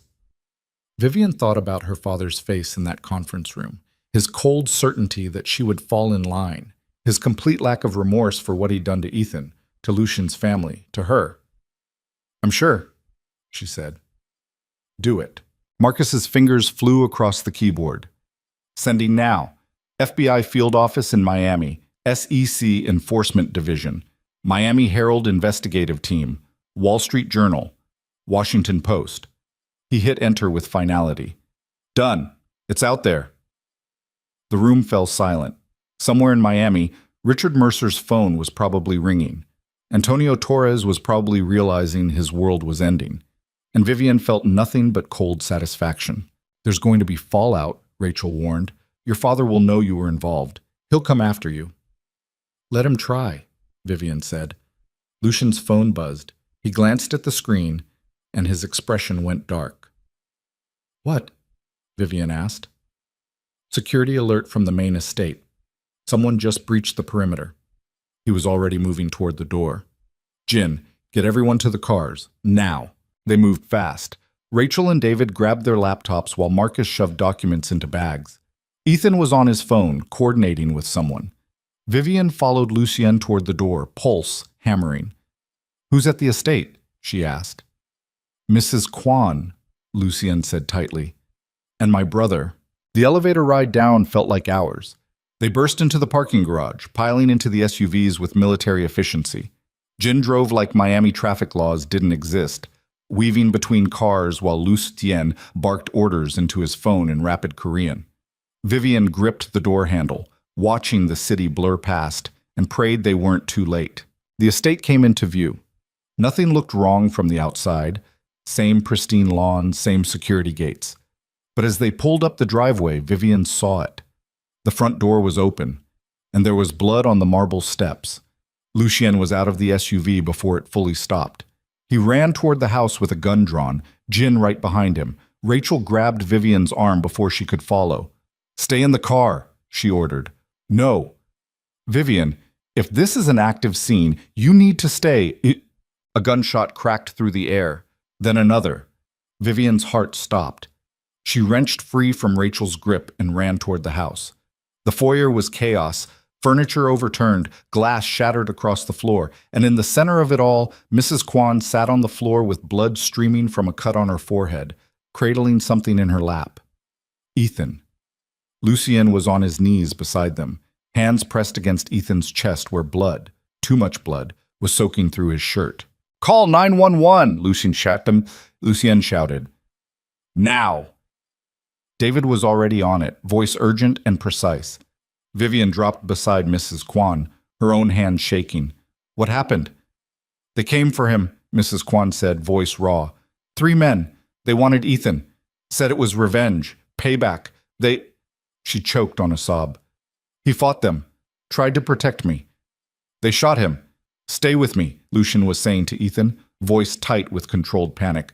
"Stay with me, you hear me? Don't you dare!" Ethan's eyes were open but unfocused. Blood bubbled at the corner of his mouth when he tried to speak. "Lou," he managed. "Don't talk, just breathe. Help's coming." Find them. I will. I swear to God I will. But you need to stay alive. Ethan, please." Vivian had never heard Lucien sound like this. Desperate, terrified, human. Sirens wailed in the distance, getting closer. Ethan's hand found Lucy. Ends gripped weakly. "Not your fault." "Shut up," Lucien said, voice breaking. "Just shut up and breathe." Paramedics flooded into the foyer. They pushed Lucien back, surrounded Ethan with practiced efficiency, started working with controlled urgency. Vivian watched them load Ethan onto a stretcher. Watched Lucien follow like a ghost, covered in his brother's blood, expression shattered. Mrs. Kwan was crying. Rachel was on the phone with someone. David was talking to police who'd arrived with the ambulance. And Vivian stood in the middle of Lucien's destroyed home, staring at the blood on the marble floor, and felt the truth settle into her bones. This was her fault. Her father had done this, Antonio had done this, and Ethan had paid the price. She found Lucien in the driveway, watching the ambulance disappear down the street, hands still stained red. "Lucien, don't." His voice was empty, hollow. "Whatever you're about to say, don't. This is because of me. Because I pushed them. Because I—" He turned to face her, and the look in his eyes made Vivian's words die. "They shot my brother," Lucien said quietly. "In my home. Because I got involved in this war. Because I let myself care about something other than revenge." His hands clenched. "And now Ethan might die because of it." "He's not going to die." You don't know that." Lucien's control finally snapped. "You don't know anything. This entire thing, this whole goddamn mess. I should never have stopped that night. I should have kept driving, left you on those steps where you belonged." The words hit like a slap. Vivian stepped back, throat tight. "You don't mean that." "Don't I?" Lucien's laugh was bitter. "Look at what this has cost. My brother bleeding out in an ambulance. My home destroyed. My family targeted. For what? To make you feel better about leaving Damien? That's not fair. Life isn't fair, Vivian. It's brutal and ugly and people die." He was shaking now, anger and fear pouring out. "You wanted war? Congratulations. This is what war looks like. Blood, loss, everything you love getting ripped away because you dared to fight back." Tears burned down Vivian's face. "I never wanted Ethan to get hurt. But he did. Because of you. Because I brought you into our lives and now they're targeting everyone I care about." Lucien's voice dropped to something deadly calm. "Get out." Vivian's breath stopped. "What?" "Get out of my house. Get out of my life. This is over."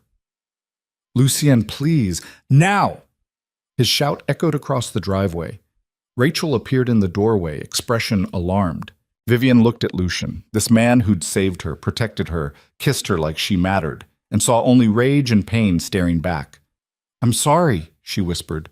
Sorry doesn't bring back the dead. Vivian turned and walked toward the SUV where Jin stood waiting, expression carefully neutral. Behind her, she heard Lucian giving orders in Korean, voice sharp and merciless. The man she'd fallen for was gone. In his place stood something colder, harder, something that would burn the world down and not care who got caught in the flames. Jin drove Vivian to a hotel downtown, one of Lucian's properties, apparently paid for in advance. He handed her a key card and a phone number. If you need anything, he said quietly. Then he left without another word. Vivian stood in the anonymous hotel room, staring at her reflection in the mirror, still wearing the professional suit, still looking competent and strong. But inside, she was hollow. Her father had orchestrated a shooting. Ethan might die. And Lucian blamed her for all of it. Maybe he was right. Vivian's phone buzzed, a text from an unknown number. You should have stayed out of it. Now people you care about are getting hurt. Want it to stop? Come home. Make this right. It wasn't signed. Didn't need to be. Her father was giving her one last chance. Vivian stared at the message for a long time. Then she made the choice that would either destroy her or save everyone she had left. She texted back a single word. Where? The response came within minutes. Peninsula Hotel. Presidential suite. Come alone. 1 hour. Vivian stared at the message until the screen blurred. Her father was playing chess with human lives, and she was being summoned like a piece to be moved back into position. She should tell someone. Rachel, David, someone who could help. But Ethan was in surgery because of her. Lucian had shattered because of her. And her father's message was clear. Come alone, or more people die.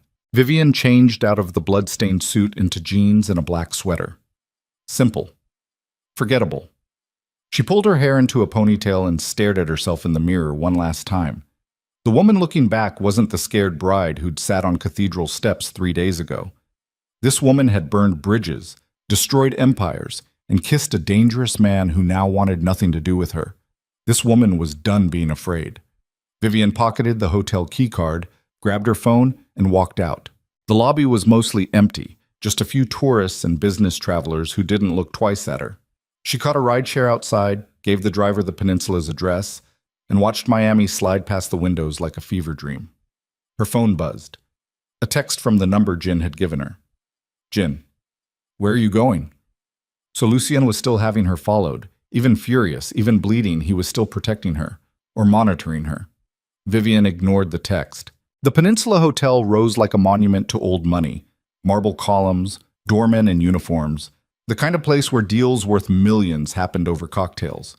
Vivian walked through the lobby with her head high, trying to project confidence she didn't feel. The elevator to the presidential floor required a key card. Vivian's stomach dropped. She didn't have access. But then a man in an expensive suit stepped into the elevator, glanced at her, and swiped his card without a word. One of her father's people. Of course. The ride-up felt endless. Vivian counted her breaths, tried to steady her racing pulse, and reminded herself why she was doing this. Not for her father. Not for the merger. For Ethan. For Mrs. Kwan. For everyone who'd gotten hurt because she'd chosen to fight back. The elevator opened directly into the suite. Her father stood by floor-to-ceiling windows overlooking Biscayne Bay, scotch in hand, looking like he'd aged 10 years and 3 days. Antonio Torres sat on a leather sofa, flanked by 2 security guards who looked ex-military. And in the corner, watching everything with predatory focus, stood Marcus Chen, the man who'd tried to kidnap her from Lucian's estate. Vivian's hands clenched, but she kept her expression neutral. Vivian, her father said without turning around. You came. You didn't give me a choice. We always have choices, sweetheart. You just keep making the wrong ones. Like choosing not to marry a cheater? Vivian stepped further into the suite. Or exposing your blackmail payments to Antonio? Which wrong choice are we talking about? Richard finally turned. His eyes were bloodshot, his tie loosened. He looked like a man watching his empire crumble in real time. You have no idea what you've done, he said quietly. I know exactly what I've done. I ended your corruption, your lies, everything you built on Ethan Vale's destroyed life. Antonio stood smoothly. Speaking of the Vale family, I understand young Ethan had an unfortunate accident this evening. The words were casual, meaningless. But the threat underneath was clear. Vivian's breath caught. You shot him. I didn't shoot anyone, Antonio said pleasantly. But Miami's a dangerous city, especially for people who make enemies in the wrong circles. You son of a bitch. Careful, Marcus Chen cut in. His voice was flat, professional. You're here because we're offering you a deal, not because we need you. Vivian forced herself to stay calm. What deal? Her father set down his scotch. You recant everything. Tell the press you were emotionally unstable. That Lucian Vale manipulated you into making false accusations. You publicly apologize to Damien and agree to couples counseling. In 6 months, you have a quiet wedding. The merger goes through as planned. And in exchange? Vivian's voice was ice. In exchange, we don't hurt anyone else you care about, Antonio said simply. The Vale family walks away intact. Mrs. Kwan stays safe. And you get to keep pretending you're a good person who protects the people she loves. The trap closed around Vivian like a fist. They knew. They knew exactly which pressure points to hit. You're insane if you think I'm going back to Damien. Damien's not part of this deal, Richard interrupted. Frankly, after what you exposed this morning, he's more liability than asset. Antonio and I have already dissolved our partnership with him. So this is just about saving yourselves.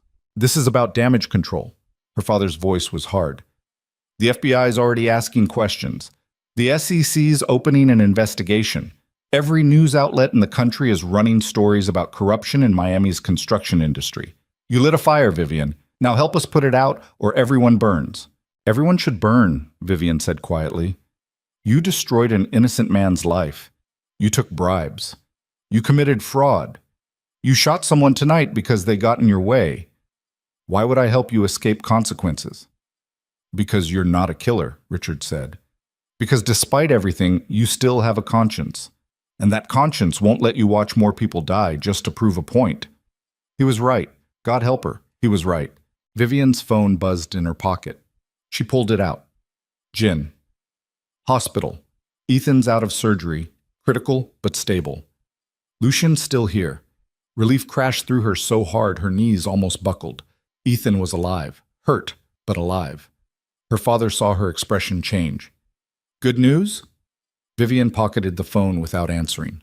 Here's what's going to happen, she said, voice steady despite the chaos inside her. I'm going to walk out of here. I'm going to cooperate with every federal investigation, and I'm going to make sure both of you spend the rest of your lives in prison. Antonio laughed. With what evidence? Everything you release tonight is circumstantial at best. Emails can be doctored, financial records can be explained. You have nothing concrete. I have testimony. Witnesses. Ethan Vale can testify about how he was framed. Ethan Vale is a convicted felon with a history of mental health issues, Richard interrupted. No jury will believe him over us.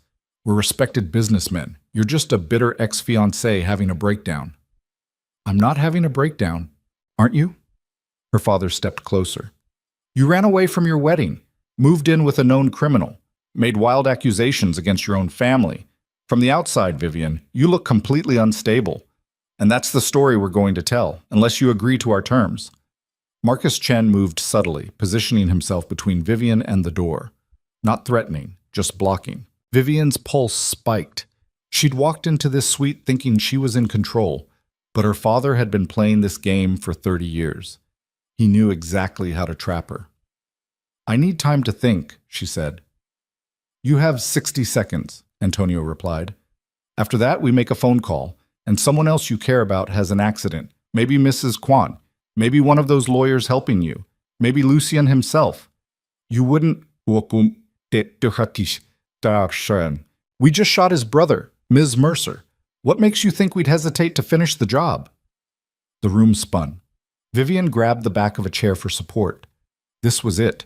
The moment where all her choices converged into a single impossible decision. Surrender and let her father win. Or refuse and watch everyone she cared about die. Her phone buzzed again. She pulled it out with shaking hands. Unknown number? Don't trust them. They're recording everything you say. Get out now. Vivian's blood went cold. She glanced around the suite with new eyes. There, in the corner, a small device on the bookshelf. Could be a camera, could be nothing, but someone was watching. Someone who knew she was here. Well, Richard demanded, what's it going to be, Vivian? Your pride or their lives? Vivian looked at her father. This man who'd raised her, who'd taught her to ride a bike and helped with homework and told her she could be anything she wanted. This man who'd sold her for profit and orchestrated violence and was now threatening to kill the only people who'd ever truly protected her. I have an answer, Vivian said quietly. Good. Smart girl. Go to hell. She threw her phone at the window. The glass shattered in a spectacular explosion, and in the chaos that followed, Vivian ran. Marcus Chen moved fast, but Vivian was faster. She ducked under his reaching arm, grabbed a lamp, and swung it into his knee. He went down with a curse. The security guards lunged, but Vivian was already at the elevator, slamming her hand on the button. The doors opened immediately. Jin stood inside, gun drawn. Get in, he said calmly. Vivian didn't hesitate. She dove into the elevator. Jin fired twice over her head, warning shots that sent everyone in the suite scrambling for cover. The doors closed. The elevator dropped. How did you... Vivian gasped. Mr. Vale had me follow you. Good thing. Jin's expression was neutral, but his hands were rock steady on the gun. That suite was wired for recording. They were building a case against you. Coercion, maybe. Or worse. Who texted me? I did. Hacked into a burner to keep it untraceable. The elevator hit the lobby. Jin grabbed Vivian's arm and pulled her toward a service exit, moving fast and efficient through the hotel's back corridors. Behind them, Vivian could hear shouting, running footsteps. They burst into an alley where an SUV waited, engine running. Jin shoved Vivian into the back seat and peeled out before she even got the door closed. Where are we going? Vivian asked, heart hammering. Safe house. Different one. Mr. Vale's orders. Lucien sent you? Jin's eyes met hers in the rearview mirror. Mr. Vale is many things, Miss Mercer, but he doesn't abandon people, even when he's angry. Something tight in Vivian's chest loosened fractionally. They drove for 20 minutes, taking a deliberately convoluted route through Miami's side streets. The safe house turned out to be a waterfront condo in Key Biscayne, all concrete and bulletproof glass. Rachel was already there, along with David and Marcus Hall. They looked exhausted and wired, running on coffee and determination. Thank God, Rachel said when Vivian walked in. We've been trying to reach you for an hour. What the hell were you thinking, meeting your father alone? I was thinking I could end this without anyone else getting hurt. And how'd that work out? David asked, not unkindly. They tried to blackmail me into recanting everything, said if I didn't, they'd kill everyone I care about. Vivian collapsed onto a sofa. They shot Ethan as a warning. They were recording our conversation to use against me, and they're planning more violence if I don't fall in line. Marcus swore creatively.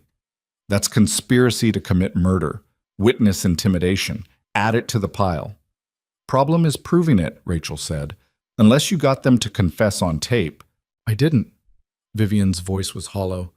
I broke a window and ran. Actually, Jin said from the doorway, you did get them on tape. Everyone turned. Jin held up a small device, no bigger than a button. Audio recorder. I put it in your jacket pocket when you weren't looking. It's been transmitting everything to an encrypted server. Vivian's mouth fell open. You bugged me? You? Mr. Vale's orders. He doesn't trust your father. Thought we might need insurance. Jin handed the device to Marcus. Everything's recorded, including the part where they admitted to shooting Ethan and threatened more violence. Marcus's smile was predatory. Oh, this is beautiful. This is admissible evidence, direct confession. We've got them. Send it to the FBI immediately, Rachel ordered, and make copies, multiple backups. If anything happens to us, this evidence still gets out. David was already on his phone. I'm calling my contact at the Bureau. We need federal protection for all of us. If Antonio and Richard are willing to commit murder, they won't get the chance, a voice said from the hallway. Everyone turned. Lucien stood in the doorway, still wearing the blood-stained shirt from earlier, eyes hollow and furious. Lucien, Vivian breathed. He didn't look at her, didn't acknowledge her at all. He walked straight to Marcus Hall. Where's the recording? He demanded. Marcus handed it over. Lucien listened for 30 seconds, his expression getting darker with each passing moment, then pocketed the device. Send copies to the FBI, SEC, and every major news outlet, he said flatly. I want this everywhere by morning. I want them arrested before they can run." "Already on it," Rachel confirmed. Lucien finally looked at Vivian. His eyes were cold, controlled. Nothing like the man who'd kissed her 2 nights ago. "You went alone," he said quietly. "After everything, after Ethan, you walked into a trap alone." "I was trying to protect—" "I don't care." His voice was flat. "You could have been killed, kidnapped, used against everyone trying to help you. Do you have any idea how monumentally stupid that was? I was trying to end this, You can't end this." Lucien's control finally cracked. "This isn't some business negotiation you can solve by being brave and self-sacrificing. These are killers, Vivian. They shot my brother. They threatened everyone in this room. And you thought you could just walk in there and what? Talk them down? I had to try. Why? Why did you have to try? Why couldn't you just let us handle it? Why do you always have to—" He stopped, jaw clenched, hands fisted at his sides. The room had gone silent. Everyone was very carefully not looking at them. "How's Ethan?" Vivian asked quietly. The question seemed to drain the fight out of Lucien. His shoulders sagged. "Alive. Out of surgery. They removed the bullet, stopped the bleeding. He's going to recover." Lucien's voice was rough. "But it was close. Too close." "I'm sorry. Sorry." "Stop apologizing." He finally met her eyes, and the pain there was staggering. "Just stop. I can't keep doing this. Worrying about you, trying to protect you from your own recklessness. It's killing me." "Then let me fight my own battles," Vivian said, standing. "Stop treating me like I'm fragile. I'm not. I survived Damien. I survived my father. I'll survive this too. At what cost?" Lucien's voice dropped to something raw. "How many people have to bleed before you realize you're not invincible? I never said I was invincible, but I'm also not going to hide while everyone else fights my battles. That's not what I'm asking." "Then what are you asking?" Vivian's voice rose. "Because one minute you're telling me I'm strong enough to handle this, and the next you're furious that I tried to handle it. Which is it, Lucien? Am I your equal or your responsibility?" The question hung in the air like a blade. Lucien stared at her, expression shifting through a dozen emotions too fast to track. Then he turned and walked toward the window, putting distance between them. "Both," he said finally. "You're both, and I don't know how to reconcile that." Rachel cleared her throat. "Maybe we should give you two some privacy." "No," Lucien said. "We have work to do. The recording Jin got is good, but it's not enough. We need more. Something that connects all the pieces, the blackmail, the shooting, the original frame job on Ethan. We need ironclad evidence that destroys them completely." "I might have something," Marcus Hall said slowly. He pulled up files on his laptop. "I've been digging through Antonio's communications. Found something interesting. 3 years ago, right before Ethan's arrest, Antonio made a payment to a police detective named Rodriguez. $50,000. Listed as consulting fees." Lucien turned sharply. "Rodriguez was the lead detective on Ethan's case." "Exactly. And look at this.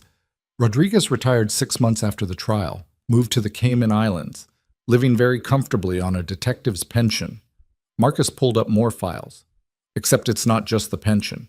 He's been receiving monthly deposits from an offshore account. Same account that Antonio uses for his blackmail payments." "So Rodriguez was paid to frame Ethan," David said, "and Antonio's been paying him to stay quiet ever since." "Can we get Rodriguez to flip?" Rachel asked. "If he testifies that he was paid to plant evidence, he won't," Lucien said flatly.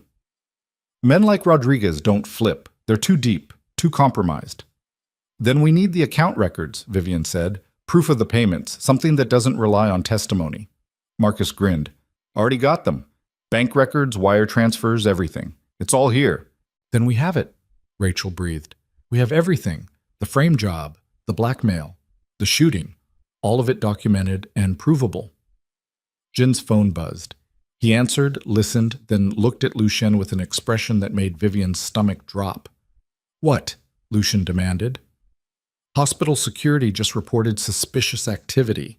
3 men tried to access the ICU where Ethan's staying. They were stopped, but they're still in the area." Lucien's face went white, then red. "They're going after him again," he said quietly. even with federal evidence mounting. They're trying to eliminate witnesses. We need to move him, David said. Get him into federal protection? No time. Lucian was already moving toward the door. Jin, get a team to the hospital now. Full security detail. Nobody gets near Ethan without clearance. Rachel, send everything we have to the FBI and demand immediate arrests. Marcus, coordinate with hospital security. I want eyes on every entrance. What are you going to do? Vivian asked. Lucien stopped in the doorway. When he looked back, his expression was carved from ice. I'm going to end this, he said, once and for all. Then he was gone. Vivian ran after him, catching him at the elevator. Lucien, wait! Go back inside, Vivian. Not until you tell me what you're planning. The elevator arrived. Lucien stepped in. Vivian followed. I'm planning to do what I should have done 3 years ago, Lucien said as the doors closed. I'm going to make Antonio Torres and your father pay for everything they've done, permanently. You're talking about murder. I'm talking about justice. That's not justice, that's revenge. It's both. Lucien's voice cracked. They shot my brother Vivian. They threatened to kill everyone I care about. They've destroyed lives and bought their way out of consequences for years. So yes, I'm going to end them. And I don't need your permission or your approval. The elevator hit the parking garage. Lucien strode toward an SUV where Jin was waiting. Vivian grabbed his arm. If you do this, you become just like them, she said desperately. You become a killer. Is that what you want? Lucien turned to face her fully. Up close, she could see the exhaustion in his eyes, the barely controlled rage, the deep well of pain he'd been carrying for years. I've already killed people, Vivian, he said quietly. I've done things that would make you run screaming. I'm not a good man. I never was. And pretending otherwise because you kissed me doesn't change reality. I don't think you're a good man because we kissed, Vivian shot back. I think you're a good man because you saved me when you didn't have to, because you protected your family, because you built something legitimate out of a criminal empire, because you're capable of more than violence. Maybe I was. Lucien pulled free from her grip. But they crossed a line when they shot Ethan, and now I'm crossing one too. He climbed into the SUV. Vivian made a split-second decision and climbed in after him. What are you doing? Lucien demanded. Coming with you. Like hell you are. You don't get to decide that. If you're going to burn your life down, I'm not letting you do it alone.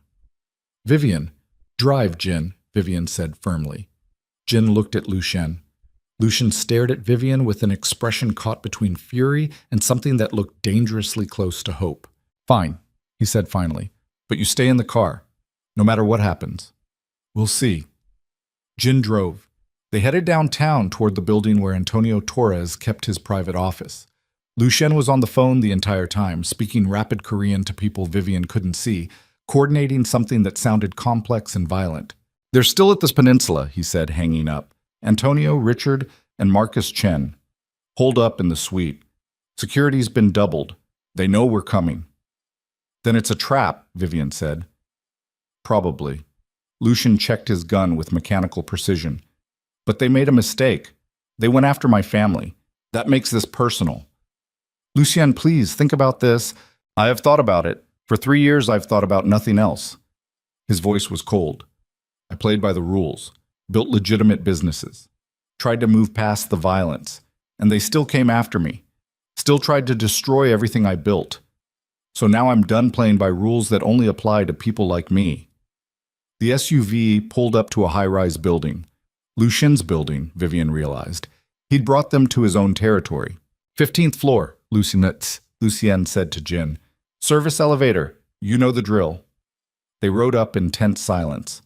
When the doors opened, they were in a hallway Vivian didn't recognize. Industrial, utilitarian, clearly not meant for public access. Lucien led them to an unmarked door. Inside was an office that looked like a command center, monitors showing security feeds, communications equipment, and a table covered in weapons. Jesus, Vivian breathed. This is where I run the parts of my business that aren't legitimate, Lucien said bluntly. Welcome to the real me, Vivian. Still think I'm worth saving? Before Vivian could answer, one of the monitors beeped. Lucien moved to it, studied the feed, and his expression went deadly calm. They're moving, he said, Antonio's people just left the peninsula. 3 SUVs, heavily armed, heading toward the hospital. They're going after Ethan again, Vivian realized. Yes, but they're not going to make it. Lucien made a call. Intercept at 5th and Brickell. Box them in. Non-lethal if possible, but I don't care if it gets messy. He hung up and turned to another monitor, pulling up what looked like police radio frequencies. What are you doing? Vivian asked. Calling in every favor I have. By the time Antonio's people reach that intersection, there will be cops, feds, and private security waiting. They're going to get arrested or killed. Either way, they're not touching my brother. Vivian watched the monitors as Lucien's plan unfolded in real time. 3 SUVs moving through Miami. Lucien's people moving to intercept. And then, police cars. Dozens of them. Converging from multiple directions. The SUVs tried to run. Failed. Got boxed in at an intersection exactly where Lucien predicted. Gunfire erupted. Vivian's breath caught as she watched the chaos unfold on screen. Muzzle flashes, people running, cops taking cover. It lasted maybe 90 seconds. Then silence. Lucien's phone rang. Talk to me, he answered. Listened. Good. Make sure they're all identified and processed. I want names and charges by morning. He hung up. They're in custody. All of them. And Antonio, Vivian asked, still at the peninsula, probably watching the same thing we are and realizing he just lost his muscle. Lucien's smile was sharp. Now he's vulnerable.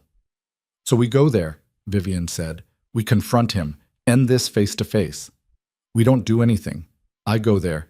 You stay here where it's safe. Lucien. No. His voice cracked like a whip.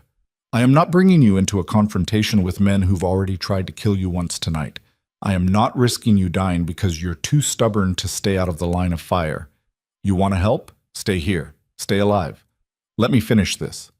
And what happens when you finish it? Vivian challenged. You kill Antonio? My father? Marcus Chen? Then what? You go to prison? Spend the rest of your life looking over your shoulder? Then at least you'll be safe, Lucien said quietly. And Ethan will be safe. And everyone I've ever cared about will be safe. That's worth it. Not to me. Vivian stepped closer. I didn't fight my way out of Damien's control just to watch you throw your life away for revenge. You said I'm your equal, so treat me like one. Let me stand beside you when you face them. Lucien stared at her. Something shifted in his expression, the cold control cracking to reveal the man underneath. You're going to get yourself killed, he said roughly. Maybe, but I'd rather die fighting than live knowing I hid while you burned yourself down. Vivian held his gaze. We end this together, Lucien, or we don't end it at all. For a long moment, Lucien said nothing. Then he reached out and cupped her face with one hand, thumb brushing across her cheekbone in a gesture so gentle it hurt. You're insane, he whispered. So are you. If anything happens to you, it won't. We've got evidence. We've got witnesses. We've got the law on our side now. Vivian covered his hand with hers. We don't need violence. We just need them to face consequences. Lucien's jaw tightened. You're asking me to let them live. I'm asking you to let justice work. Real justice. Not just revenge. He pulled away, turning back to the monitors. For a terrible moment, Vivian thought he was going to refuse, going to walk out and do this alone. Then he pulled out his phone and made a call. Rachel, get the FBI to the Peninsula Hotel, Presidential Suite. Antonio Torres, Richard Mercer, and Marcus Chen are there. Tell them we have evidence of conspiracy to commit murder, witness intimidation, and obstruction of justice. I want them arrested tonight. He hung up and looked at Vivian. Happy? Getting there. They might run before the FBI arrives. Then we make sure they don't. Vivian moved to the weapons table, picked up something that looked less lethal than a gun. What's this? Taser. 50,000 volts. Drops someone instantly. Lucien's expression was unreadable. You really want to do this? Yes. You understand that if this goes wrong, if they're armed, if they fight back, someone's going to get hurt. I understand. Lucien studied her for another long moment. Then he handed her a vest. Bulletproof. Put it on. Vivian did, feeling the weight settle over her chest like armor. Jin appeared in the doorway. FBI's 10 minutes out, but there's movement at the peninsula. Someone just left through the service entrance. Lucien pulled up the security feed. On screen, Vivian could see a figure moving fast through the hotel's back corridors. Her father. He's running, she said quietly. He won't get far. Lucien was already moving toward the door. Jin, take the south exit. Box him in. I want him contained until the FBI arrives. They moved fast, down the service elevator, through the parking garage, into the SUV. Jin drove like he was racing death itself, weaving through late-night Miami traffic. Where's he going? Vivian asked, watching the GPS tracker on Lucien's phone. Looks like the marina. Probably has a boat there, standard escape route for people with offshore accounts. Lucien's voice was grim. But we've got eyes on every dock. He's not getting out of the city.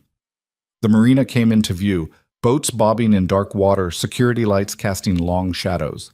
Jin pulled up fast, and they were out of the SUV before it fully stopped. Vivian spotted her father immediately, running down the dock toward a sleek yacht at the far end, briefcase in hand. "Dad!" she shouted. Richard spun. When he saw Vivian, his expression shifted from panic to calculation. "Vivian, thank God, we need to go. Now, before Antonio realizes I'm gone." "You're not going anywhere," Lucien said, stepping up beside Vivian. "FBI's on their way. It's over." Richard's face hardened. "You don't understand. Antonio's planning something. He's going to kill everyone who can testify against him, including you, sweetheart. I'm trying to save you." "By running?" Vivian's voice shook. "By abandoning everyone to save yourself?" "I'm your father. You stopped being my father the moment you sold me to Damien." The words ripped out of Vivian like a scream. "You destroyed Ethan. You took bribes. You orchestrated violence. And now you want me to believe you're running because you care about me?" "I've always cared about you." "You cared about profit," Vivian was crying now, years of buried rage pouring out. "I was never your daughter. I was an asset, something to be leveraged and traded and controlled. You never loved me. You loved what I could do for your business." Richard's face crumpled. For a moment, he looked like the father Vivian remembered from childhood. Tired, fallible, human. "I'm sorry," he whispered. "I'm so sorry, Vivian.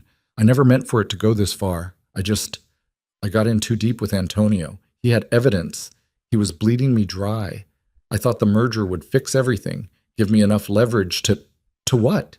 Vivian's voice broke. "To escape consequences? To profit off my suffering?" "To protect you." Richard's composure finally shattered. "He threatened you, Vivian. Said if I didn't deliver the merger, he'd hurt you, make it look like an accident. I was trying to keep you safe." "By selling me to his partner's son?" Vivian laughed bitterly. "That's not protection, Dad. That's cowardice." Sirens wailed in the distance, getting closer. Richard looked toward the yacht, back at Vivian. His hand moved toward his jacket. Lucien's gun was out instantly. "Don't." "I'm not armed," Richard said tiredly. He pulled out an envelope, held it toward Vivian. "Everything's in here. Account numbers, passwords, evidence Antonio doesn't know I kept. Take it, use it, destroy him." Vivian didn't move. "Take it!" Richard's voice cracked. "Please, let me do one thing right. One thing that actually protects you."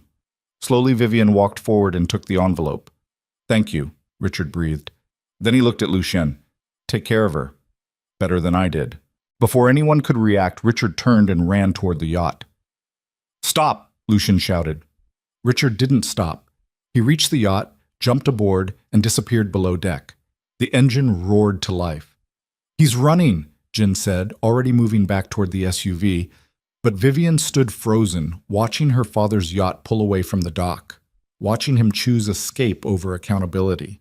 Over her, FBI vehicles poured into the marina, black SUVs with lights flashing. Agents swarmed the dock, weapons drawn. One of them ran up to Lucien.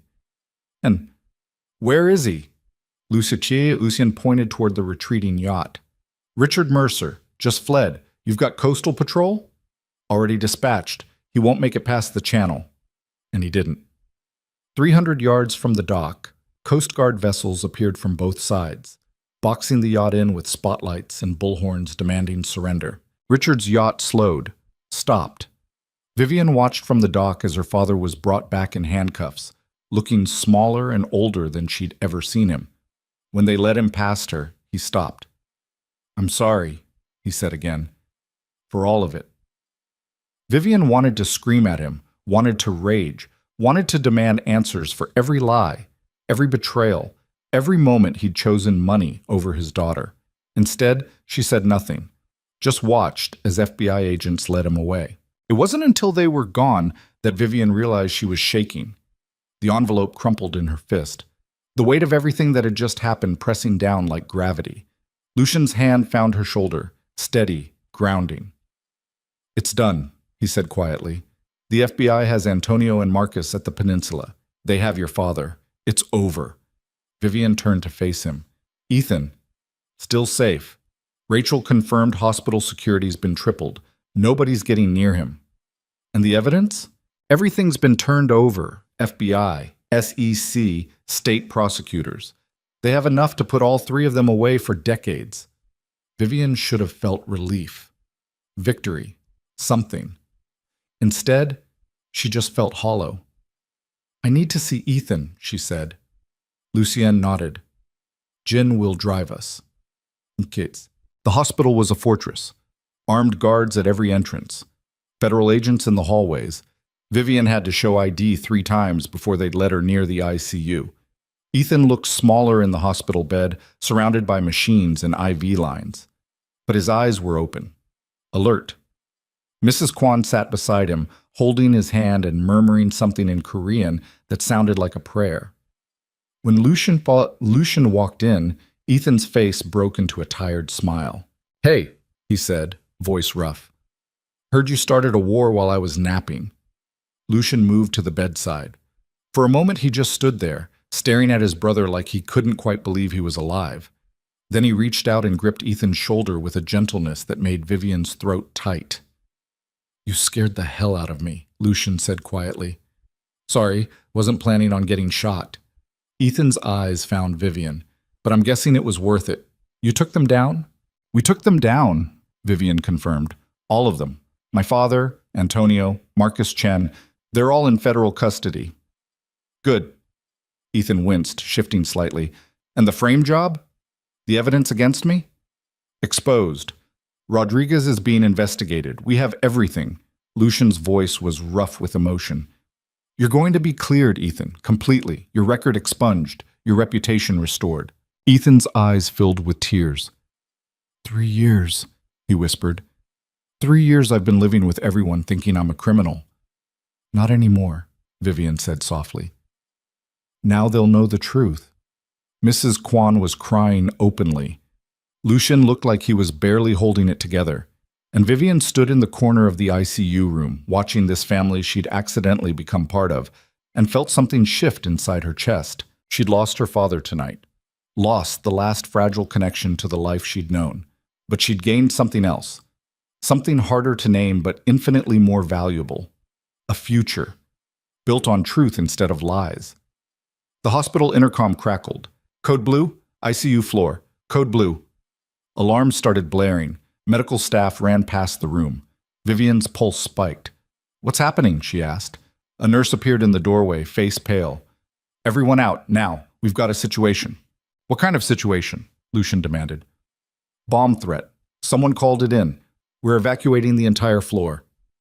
Vivian's blood went cold. She looked at Lucien. His expression had gone from relieved to lethal in seconds. "They're not done," he said quietly. "Antonio's people. They're making one last play." "We need to move Ethan," Mrs. Kwan said urgently. Medical staff were already unhooking monitors. 2 orderlies appeared with a gurney. Within 60 seconds, they had Ethan mobile and moving toward the stairwell. The evacuation was chaos, patients, staff, visitors all flooding the corridors. Vivian stuck close to Lucien as they navigated the crush of bodies. They were almost to the stairwell when Vivian saw him. Marcus Chen, standing at the far end of the hallway, dressed as a hospital orderly, gun in hand, partially concealed by his body. And he was looking directly at Ethan. "Lucien!" Vivian screamed. Everything happened at once. Marcus raised the gun. Lucien shoved Vivian behind him and drew his own weapon. Security guards appeared from nowhere. People scattered, screaming. The gunshot was deafening in the enclosed space. But it wasn't Marcus who fired. It was Jin. Marcus went down hard, gun clattering across the floor. Blood bloomed across his shoulder. Security swarmed him instantly. Lucien had his gun trained on Marcus, expression deadly calm. "That was your last mistake." Marcus laughed through the pain. "You think this is over? Antonio has contingencies. He has people you don't even know about. This war doesn't end until one of you is dead." "Then I guess you picked the wrong side," Lucien said coldly. Federal agents arrived, taking Marcus into custody and securing the scene. The bomb threat turned out to be a diversion. No device was found, but the message was clear. Even in custody, Antonio Torres was still dangerous. And this war wasn't over yet. Marcus Chen was dragged away in handcuffs, blood trailing across the hospital floor like evidence of a war that refused to end. Federal agents swarmed the ICU floor, weapons drawn, clearing rooms with military efficiency.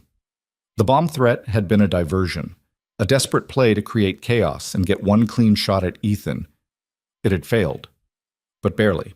Vivian stood against the wall, watching medics treat Jin's minor shoulder injury from the recoil of his shot, and felt the weight of everything that had happened settle over her like concrete.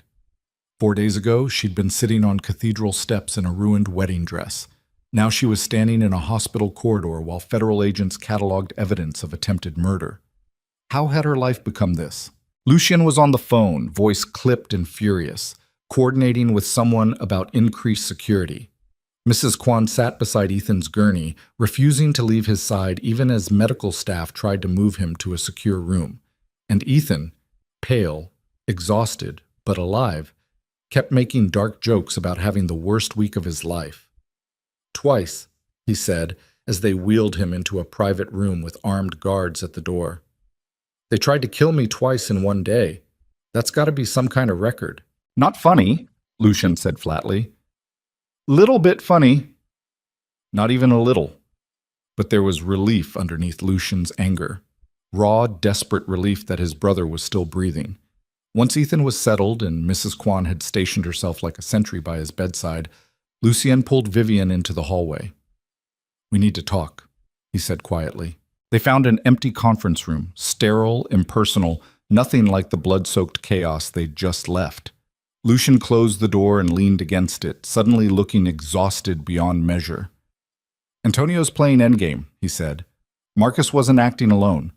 Someone got him hospital credentials, got him past security, gave him inside information about where Ethan would be. That means Antonio still has people on the outside coordinating attacks. Even though he's in federal custody? Especially because he's in federal custody. He knows he's going down, so he's burning everything on the way out. Taking out witnesses, destroying evidence, making sure if he falls, everyone falls with him." Vivian's stomach turned. "What do we do?" "We end it." Lucien's voice was flat. "Completely. No half measures, no mercy." "Lucien, I know what you're going to say. Let the law handle it. Trust the system, but the system almost got my brother killed tonight, twice. So forgive me if I'm not feeling particularly trusting right now." Vivian stepped closer. "What are you planning?" "I'm planning to visit Antonio in federal holding, personally, and make him understand that if he comes after my family again, there won't be enough left of him to prosecute." "That's not... You can't just walk into federal holding and threaten a prisoner." "Watch me." Lucien pushed off the door. "I have connections, favors I can call in. By morning, I'll have 30 minutes alone with Antonio Torres. And when I'm done, he'll know exactly what happens to people who shoot my brother." "And then what? You go to prison for witness intimidation? Assault? How does that help anyone?" Lucien's jaw tightened. "It helps me sleep at night knowing he's terrified." "No," Vivian said firmly. "It keeps you trapped in the same cycle of violence that's been destroying you for 3 years. You said it yourself. You built something legitimate. You walked away from the criminal empire. Don't throw that away now just because you're angry." "I'm not angry," Lucien said quietly. "I'm homicidal. There's a difference." "Lucien, stop." He held up a hand. "I appreciate what you're trying to do. I do. But you don't get to tell me how to protect my family. Not after tonight. The words hit like a slap. Vivian stepped back, throat tight. You're right, she said quietly. I don't get to tell you anything. I'm just the person who brought this war to your doorstep, the person whose father helped destroy your brother, the person who— Don't! Lucian's voice cracked. Don't do that. Don't make yourself the villain here. Aren't I? Vivian's eyes burned. Ethan got shot because of me. Mrs. Kwan got hurt because of me. You're about to throw away everything you've built because of me. How am I not the villain? Lucian stared at her, then unexpectedly he laughed, bitter and exhausted. You really don't see it, do you? He crossed the room until he was standing directly in front of her. You're not the villain, Vivian. You're the reason any of this is getting fixed. Without you, Antonio would still be blackmailing your father. Damien would still be stealing from his own company. And my brother would still be living with a criminal record he didn't deserve. But the cost was always going to be high. That's what happens when you fight corruption. It fights back. Lucien's hand came up, cupping her face with unexpected gentleness. But we're still standing, and they're in custody. That's a win, even if it doesn't feel like one. Vivian closed her eyes, leaning into his touch. I'm so tired. I know. I don't know how to do this. How to keep fighting when it feels like the fighting never stops. You do what I do, Lucian said quietly. You find something worth protecting, and you hold on to it until your hands bleed. Vivian opened her eyes. What are you holding on to? His thumb brushed across her cheekbone. Right now? You. The confession hung in the air between them, raw, honest, terrifying. Before Vivian could respond, Lucian's phone buzzed. He pulled back, checking the screen, and his expression shifted. Rachel, he said, answering. Talk to me. Vivian watched his face go from tired to alert to something close to shocked. When? He demanded. How? A pause. Jesus. Okay, I'll be there in 20 minutes. He hung up. What happened? Vivian asked. Antonio Torres just tried to hang himself in his cell. The federal holding facility was a concrete fortress designed to contain Miami's most dangerous criminals. Vivian had never been inside a place like this. All reinforced doors and security checkpoints and the kind of institutional despair that clung to everything like smoke. Rachel met them in the lobby, looking exhausted and wired. He's alive, she said immediately. Guards found him in time. He's in medical right now, under supervision. Was it a real attempt or theater? Lucian asked. Hard to say. He used a bedsheet, had it around his neck, but the knot wasn't particularly effective.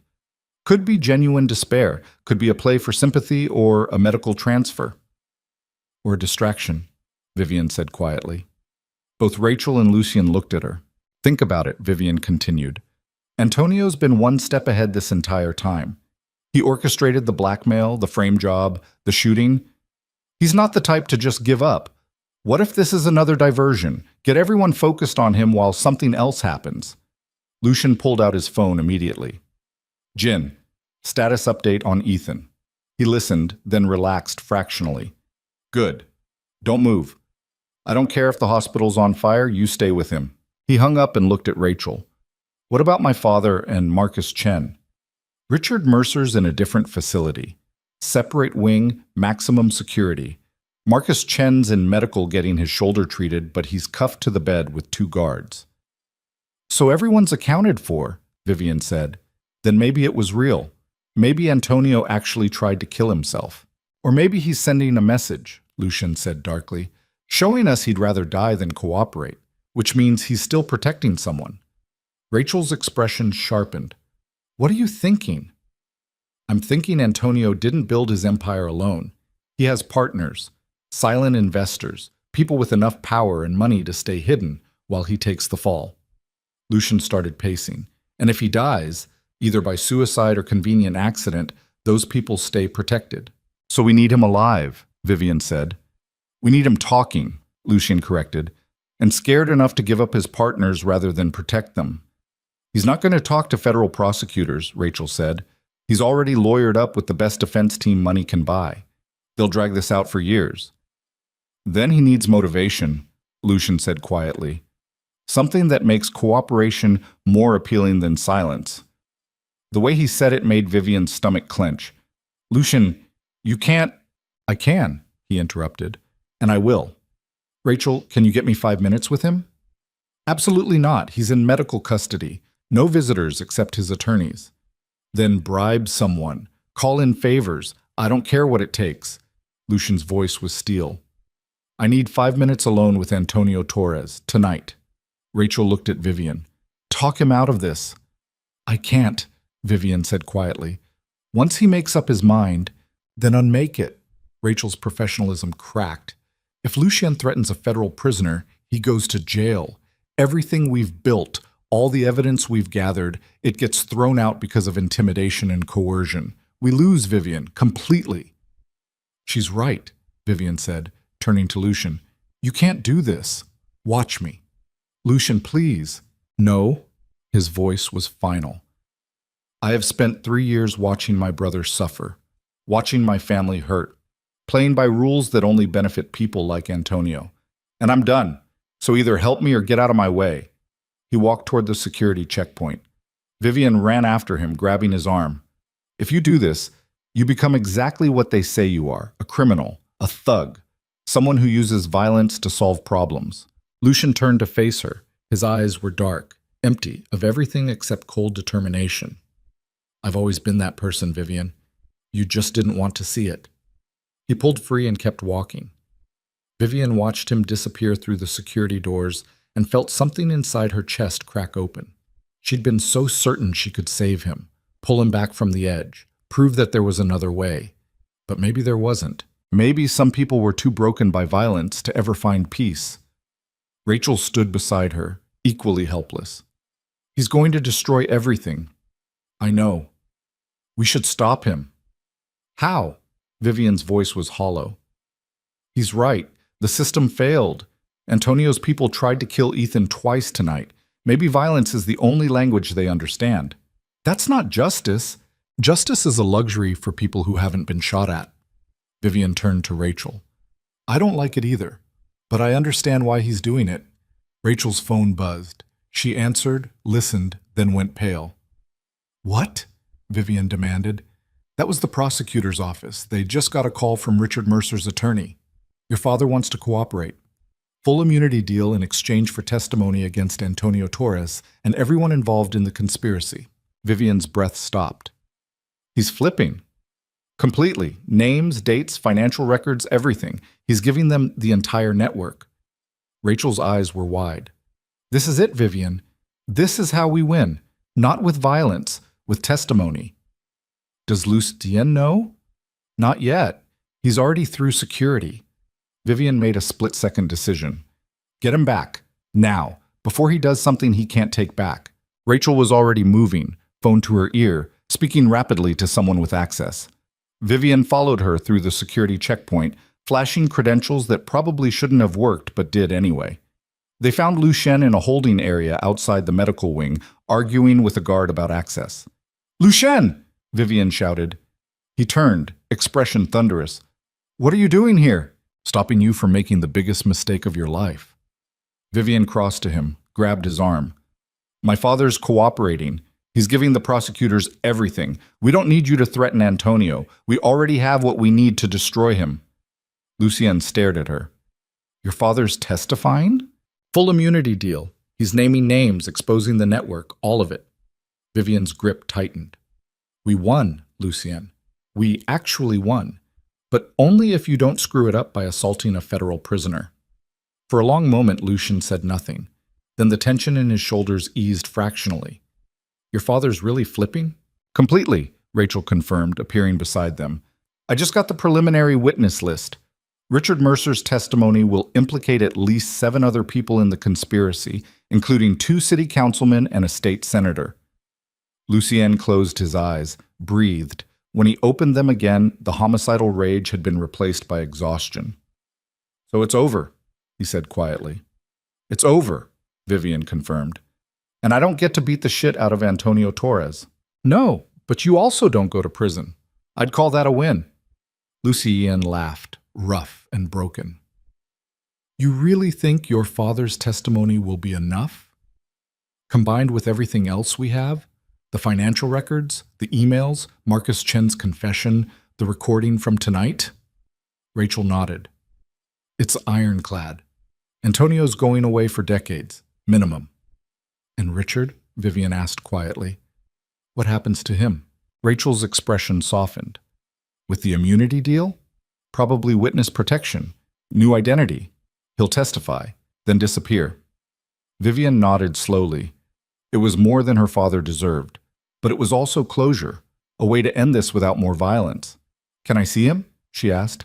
Before he disappears? Rachel hesitated. I can ask. But Vivian, are you sure you want to? No, Vivian admitted. But I need to. They allowed her 15 minutes. Richard Mercer sat in an interview room, looking smaller than Vivian had ever seen him. Handcuffed, defeated. The powerful businessman who'd once controlled her entire life reduced to a man waiting to betray his partners for survival. When Vivian walked in, his face crumpled. Vivian, thank God. He started to stand. The guard pushed him back down. Vivian took the chair across from him, didn't speak, just looked at this man who'd raised her and wondered if she'd ever really known him at all. I'm so sorry, Richard said, voice breaking. For everything. I know that doesn't fix anything. He swallowed hard. I destroyed your life, destroyed Ethan's life. I convinced myself I was protecting you, but I was just protecting myself. And I'm sorry. Are you? Vivian's voice was flat. Or are you just sorry you got caught? Richard flinched. Both, probably. I don't know anymore. I just want you to know that I never meant for anyone to get hurt. When Antonio first approached me about the waterfront contracts, it seemed like a legitimate business deal. But then he had evidence of some financial irregularities, and he threatened to expose them unless I cooperated. So you helped him frame Ethan? Yes. Richard's voice was barely a whisper. God help me. Yes. And then I spent 3 years paying him to keep quiet. Every month, watching my accounts bleed dry, knowing what I'd done, and too cowardly to confess. And me? Vivian asked. The engagement to Damien? Was that real or just another business transaction? It was... Richard stopped. Started again. It started as business. A way to merge the families, consolidate power, maybe give me enough leverage to get out from under Antonio's blackmail. But I genuinely thought Damien cared about you. I thought it would be good for you. He was sleeping with my sister. I know. I found out 6 months ago. And I should have ended it then, should have protected you. But I was so deep in the corruption, so desperate to save the merger, that I convinced myself it didn't matter, that you'd be fine, that business was more important than your happiness. Tears streamed down Richard's face. He didn't bother wiping them away. I failed you, he said simply. As a father, as a human being, I failed you. And I'm sorry. Vivian sat in silence, feeling the weight of his confession settle over her. Part of her wanted to rage, to scream at him for every lie, every betrayal, every moment he'd chosen money over her, but mostly she just felt tired. I don't forgive you, she said quietly. I don't know if I ever will. But I understand why you're testifying, and I hope it helps you sleep at night, knowing you finally did one thing right. Richard nodded, fresh tears spilling. Will you be okay after this? I don't know, Vivian admitted, but I'll figure it out, without you, without any of this. She stood. Goodbye, Dad. Vivian, wait. But she was already walking toward the door. I love you, Richard called after her. I know I have no right to say it. I know I don't deserve to, but I love you. I always have. Vivian stopped in the doorway. Didn't turn around. I know, she said softly. That's what makes it hurt so much. Then she walked out and didn't look back. The next 3 weeks were a blur of depositions, court appearances, and media circuses. Richard Mercer's testimony blew the case wide open. He named names, exposed decades of corruption, implicated powerful people who'd thought themselves untouchable. Antonio Torres was charged with racketeering, conspiracy to commit murder, witness intimidation, and about 15 other felonies. His bail was denied, his assets frozen, his empire dismantled piece by piece. Marcus Chen was charged as an accessory to attempted murder. He took a plea deal and agreed to testify against Antonio in exchange for a reduced sentence. Damian Torres, the man whose betrayal had started everything, was charged with fraud, embezzlement, and tax evasion. His father disowned him publicly. His reputation destroyed completely. And Cassidy, Vivian's sister, called exactly once. Vivian didn't answer. Through it all, Lucien was there. Not smothering, not controlling, just present. A steady hand on her shoulder during depositions. A quiet presence in courtrooms. Someone who understood that healing wasn't linear and forgiveness wasn't mandatory. Ethan recovered slowly. The bullet had done damage, but nothing permanent. He spent his days in physical therapy and his nights working with lawyers to get his record expunged. The evidence of his frame job had been so thoroughly exposed that the state was talking about formal exoneration and financial compensation. "I'm going back to school," Ethan announced one evening over dinner at the estate. "Finish my degree. Maybe study law. Someone's got to defend people like me who get screwed by the system." Mrs. Kwan beamed. Lucien looked quietly proud. And Vivian, sitting at that table, surrounded by people who'd become something close to family, felt like maybe she was finally learning what home actually meant. But she couldn't stay, not permanently. Not when she still didn't know who she was outside of the war they'd fought. She told Lucien on a quiet night 2 months after Antonio's arrest.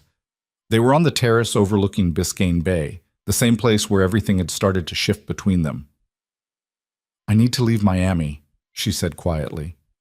Lucien didn't react, just took a drink of his scotch and watched the water. "For how long?" he asked. "I don't know. A few months. Maybe longer." Vivian turned to face him.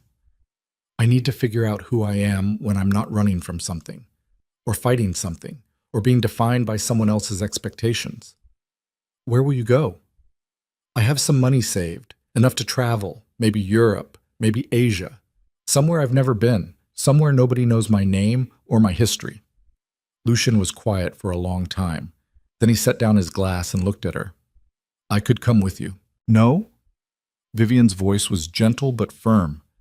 "You have Ethan, Mrs. Kwan, a business to run, a life to rebuild. And I need to do this alone." "You don't have to be alone." "Yes, I do." Vivian stepped closer. "Everything that's happened to me in the past 2 months, I've been reacting, surviving, fighting, but I've never just existed. I need to figure out what that feels like." Lucien's jaw tightened. "And if you figure it out and decide you don't want to come back, then I don't come back." Vivian's eyes burned. "But Lucien, I need you to understand. This isn't about you. It's not about us. It's about me finally choosing something for myself that isn't a reaction to trauma." He stared at her for a long moment. Then, unexpectedly, he smiled, sad and understanding. "You're right," he said quietly, "and I hate it. But you're right." "I'm not saying goodbye forever," Vivian said. "I'm just saying, not right now." "When do you leave?" 2 weeks. Lucien nodded. "Then we have 2 weeks. Okay." Those 2 weeks were bittersweet. They didn't talk about the future. Didn't make promises neither of them could keep. Just existed in the present, sharing meals, taking walks along the bay, learning each other without the weight of violence hanging over them. Lucien showed her parts of Miami she'd never seen. Quiet neighborhoods far from downtown. Art galleries in Wynwood. A tiny Cuban restaurant where the owner hugged him like family and slipped extra pastries onto their plates. "You're more human than you pretend to be," Vivian observed over café con leche. "Don't tell anyone," Lucien replied. "It'll ruin my reputation." They laughed. And for those 2 weeks, the darkness that had consumed both their lives seemed to recede just enough to let in light. On Vivian's last night in Miami, Lucien took her to the beach. Not South Beach with its neon and tourists, a quiet stretch of sand in Key Biscayne where the city lights couldn't reach and the Atlantic stretched dark and endless before them. They sat in silence, watching waves crash against the shore, feeling the salt wind tangle their hair. "I'm going to miss you," Lucien said finally. "I'm going to miss you too. Will you come back?" Vivian turned to look at him. "Honestly? Always. I don't know. Part of me wants to promise I will. But I learned the hard way that making promises I'm not sure I can keep just leads to more pain. Lucien nodded slowly. Then I'll settle for hoping. Hoping's good, Vivian said softly. I can do hoping. He reached out and took her hand. They sat like that until dawn broke across the water. Two people who'd saved each other from drowning, but were still learning how to breathe. Vivian left on a Tuesday morning. 1 suitcase, a passport, and enough money to last 6 months if she was careful. Ethan hugged her at the airport, whispered that she'd always have family in Miami if she needed it. Mrs. Kwan pressed a package of homemade food into her hands and told her to eat properly. Rachel and David had already said their goodbyes. Professional and warm and genuinely hopeful, she'd find whatever she was looking for. Lucien walked her to security. They stood in awkward silence for a moment, surrounded by rushing travelers and departure announcements, trying to figure out how to say goodbye to someone who'd changed everything. Thank you, Vivian said finally, for stopping that night, for everything after. Thank you for trusting me, Lucien replied, even when you probably shouldn't have. Vivian laughed. Especially then. She started to turn towards security. Lucien caught her hand. Vivian? She looked back. If you figure yourself out and decide you want something permanent. He paused. I'll be here. Vivian's throat tightened. She squeezed his hand once, then let go. I'll remember that. Then she walked through security without looking back, because if she looked back, she might not leave, and leaving was the only way forward. 6 months later. Vivian stood on a hillside in Tuscany, watching sunset paint the vineyards gold and thinking about how strange life could be. She'd spent the first month in Paris, learning to be anonymous in a city of millions. Then Barcelona, where she'd picked up bits of Spanish and worked in a cafe for pocket money. Then Florence, where she'd fallen in love with art and architecture and the way light moved across ancient stone. Now Tuscany. Wine country. Rolling hills and small villages where the loudest sound was church bells and birdsong. She'd rented a cottage on the edge of a vineyard. The owner had been looking for someone to help with harvest season, and Vivian had said yes without thinking. The work was hard, physical, grounding in a way she'd never experienced. At night, she wrote, not for publication, just for herself, trying to make sense of everything that had happened. The girl who'd sat on cathedral steps felt like a stranger now. Someone Vivian had once been but would never be again. Her phone rang. Lucien's name flashed on the screen. They'd talked sporadically over the past 6 months. Brief texts. The occasional call. Enough to know each other was alive, not enough to feel obligated. Vivian answered. Hey, she said. Hey. His voice was warm, familiar. How's Italy? Beautiful, quiet. Everything Miami isn't. Good. You sound happy. I am. Mostly. Vivian paused. How's Ethan? Finishing his first semester of law school, top of his class. Already insufferable about it. Vivian smiled. And Mrs. Kwan? Still running my life, still making sure I eat vegetables. There was a pause. We miss you. You too. Enough to come home? The question hung in the air. Not pushy, not demanding, just honest. I don't know if Miami's home anymore, Vivian said quietly, but I've been thinking, maybe I'm ready to find out what is. What does that mean? Vivian looked out at the vineyard stretching before her, the cottage she'd been living in, the life she'd been building one quiet day at a time. It means I'm not running anymore, she said. I'm not fighting, I'm not reacting, I'm just existing. And it turns out I'm pretty good at that. I never doubted it. And I think, Vivian took a breath, I think I'm ready to exist somewhere with people who matter, if they're still interested. She could hear Lucien smile through the phone. They're interested.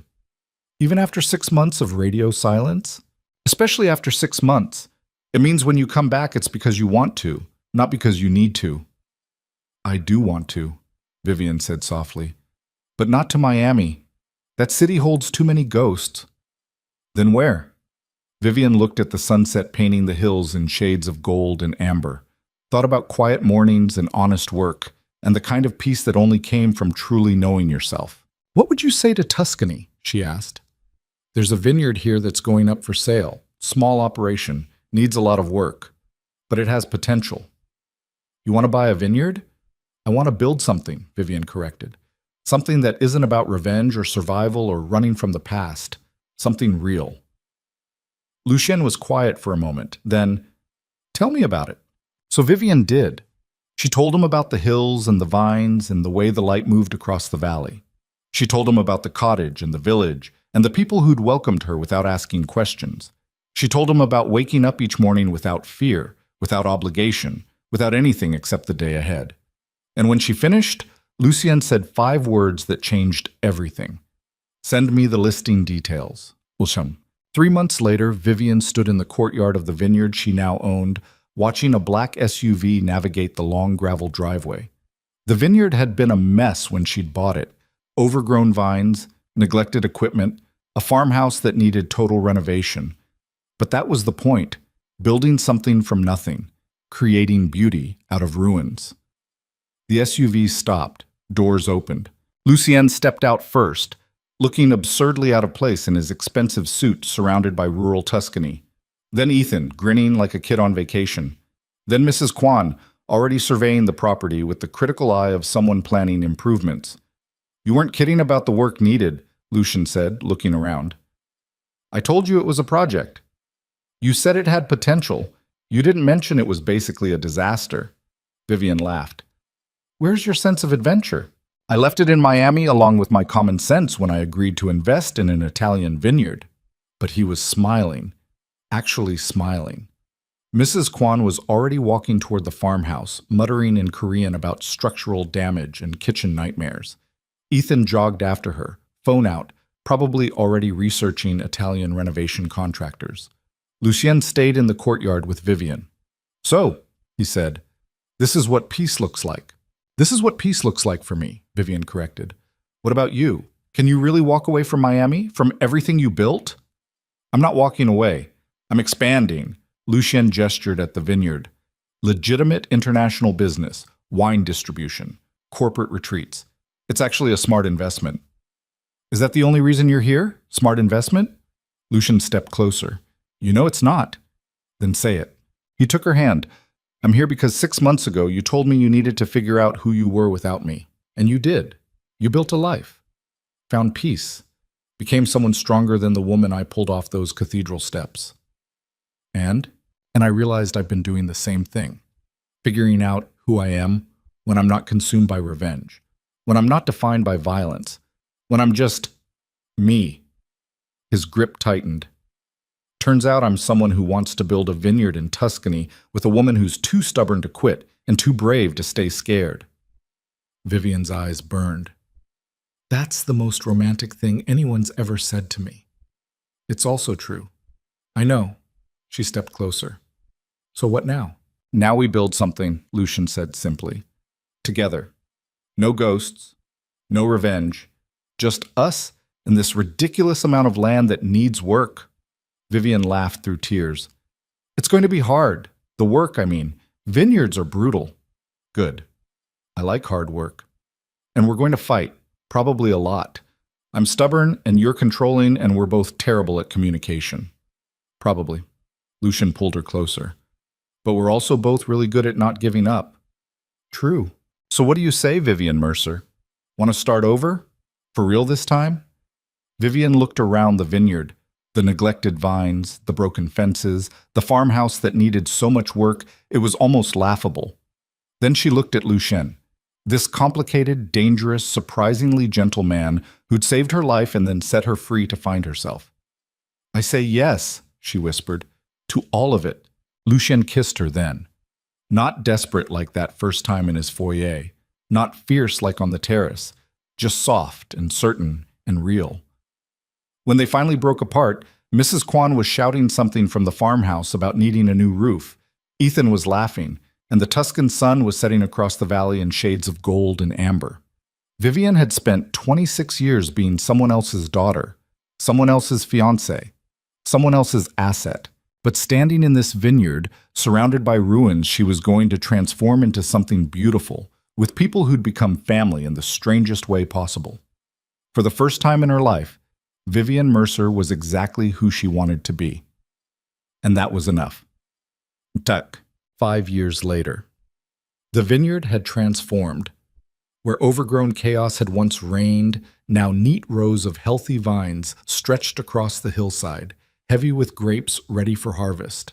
The farmhouse had been completely renovated, modern inside but maintaining its rustic Italian exterior. The courtyard where Vivian first greeted Lucian now featured a fountain and dining area where they hosted harvest celebrations for the village. Vale Vineyards had become something special. Not the biggest operation in Tuscany, but respected. Their wines had started winning awards. Their retreat center was booked solid with companies seeking peaceful settings for executive meetings. And every autumn, they opened their doors for a festival that drew people from across the region. Vivian stood in the vineyard at sunrise, checking the grapes, and felt the kind of contentment that only came from building something real. Her hands were calloused from work, her skin tanned from sun. Her Italian was fluent now. She'd become someone she barely recognized from those cathedral steps, and she loved her. "Mom, Nonno says breakfast's ready." Vivian turned to see a small figure racing through the vines, dark hair, bright eyes, her daughter Elena, at 4 years old and completely fearless. Behind her walked Lucien, carrying their 1-year-old son Marco on his shoulders. Both of them were laughing at something Marco had babbled. "Careful on the hill," Vivian called. Elena ignored her completely and kept running. Vivian caught her in a hug, spinning her around while Elena shrieked with delight. "Nonno made pancakes," Elena announced importantly. "The American kind, with chocolate chips." "Did he now? He says we're spoiled, but then he gives us extra." Vivian laughed. Ethan had joined them in Tuscany 2 years ago after finishing law school, claiming he needed a break before starting his career. That break had turned permanent when he'd met a local woman named Sophia and fallen completely in love. Now he lived in the village, practiced law part-time, and spent his mornings spoiling his niece and nephew. They walked back to the farmhouse together, Lucien and Vivian, Elena running ahead, Marco reaching for grapes from his perch on Lucian's shoulders. Inside the kitchen was chaos. Mrs. Kwan was indeed making pancakes while arguing in a mix of Korean and Italian with Sophia about the proper way to prepare them. Ethan sat at the table, coffee in hand, grinning at the domestic warfare. "Your family's insane," he said when Vivian walked in. Says the man who moved to Italy to avoid responsibility. "I moved to Italy for love." Same thing. They ate breakfast together, all of them crowded around the big farmhouse table. Elena chattered about her upcoming birthday. Marco threw food from his high chair. Mrs. Kwan fussed over everyone. And Vivian sat in the middle of it all, feeling overwhelmingly grateful. After breakfast, while the others cleaned up, Lucien and Vivian walked out to the terrace. Their terrace now. With a view of rolling vineyards instead of Biscayne Bay, but somehow just as perfect. "Do you ever miss it?" Lucien asked quietly. "Miami. The old life." Vivian thought about it honestly. "Sometimes I miss the version of me who was brave enough to walk away from everything. But no, I don't miss the life. That was survival. This is living." "No regrets? About leaving Damien? Never. About exposing my father? Never. About running away to Italy and buying a broken vineyard?" She smiled. "Only on days when the tractor breaks down." Lucien laughed. He'd changed too over the past 5 years, still sharp, still dangerous when he needed to be, but softer around the edges, more willing to laugh, less haunted by the past. "I got an email yesterday," he said. From Rachel. Vivian looked up sharply. They'd stayed in contact with their lawyer team over the years, but rarely about anything serious. "What did she say?" "Antonio Torres died in prison. Heart attack. He was 63. Vivian processed that information slowly. The man who'd terrorized them, who'd shot Ethan, who'd built an empire on corruption and violence, dead. "How do you feel?" she asked. Lucien was quiet for a moment. "I thought I'd feel satisfied or vindicated, but mostly I just feel tired, like a chapter finally closed that should have closed years ago." "That's growth," Vivian said softly. "Or age." "Both, probably." They stood in comfortable silence, watching their children play in the courtyard below. Elena was teaching Marco to throw pebbles into the fountain. Mrs. Kwan was pretending to scold them while secretly encouraging it. "I never thanked you properly," Vivian said suddenly. "For what?" "For stopping that night on the cathedral steps. For giving me somewhere safe when I had nowhere to go. For," her voice caught, "for seeing me, really seeing me, when everyone else just saw a transaction." Lucien turned to face her fully. "You don't need to thank me for that." "Yes, I do. Because you changed my life, Lucien, completely. And I need you to know that I see it, I appreciate it, every single day." He pulled her close, kissing her forehead with the kind of tenderness that still surprised her after all these years. "You changed mine too," he said quietly. "I was drowning in revenge, consumed by violence. You showed me there was another way, a better way. We showed each other. Yeah, we did." Elena's voice rang out across the courtyard. "Mama, Papa, come see what Marco did." They went. Because that was their life now. Not running from violence or chasing revenge. Just existing in the small, perfect moments that made up a day. That evening, after the children were in bed and Mrs. Kwan had retired to her cottage on the property, Vivian and Lucien sat on the terrace one more time.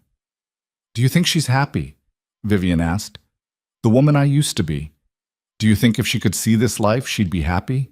Lucien considered the question seriously. "I think she'd be terrified. This life requires vulnerability, trust, opening yourself to the possibility of being hurt. But I think she'd also be proud, because you did the hardest thing possible. You survived the worst and still chose to build something beautiful." He took her hand. "That takes more courage than running, more strength than fighting back. It takes faith that the world can be better than the worst things that happen in it." Vivian squeezed his hand. "When did you get so wise?" "Probably around the time I bought a vineyard without knowing anything about wine." She laughed. And somewhere in the valley below, church bells rang, marking the hour, measuring time, reminding them that life moved forward whether you were ready or not. Vivian thought about the woman she'd been 5 years ago, broken, betrayed, sitting in the rain with her life shattered around her. She thought about everything that had happened since.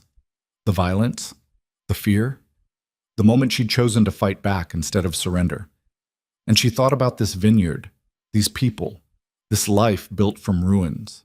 The worst night of her life, abandoned on cold cathedral steps in a ruined wedding dress, had secretly been the beginning of everything beautiful, just like Lucien had promised on that first terrible night. Just like she'd finally learned to believe. The stars came out over Tuscany, the vines rustled in the evening breeze, and Vivian Mercer, no longer running, no longer fighting, just living, finally understood what peace felt like. It felt like home.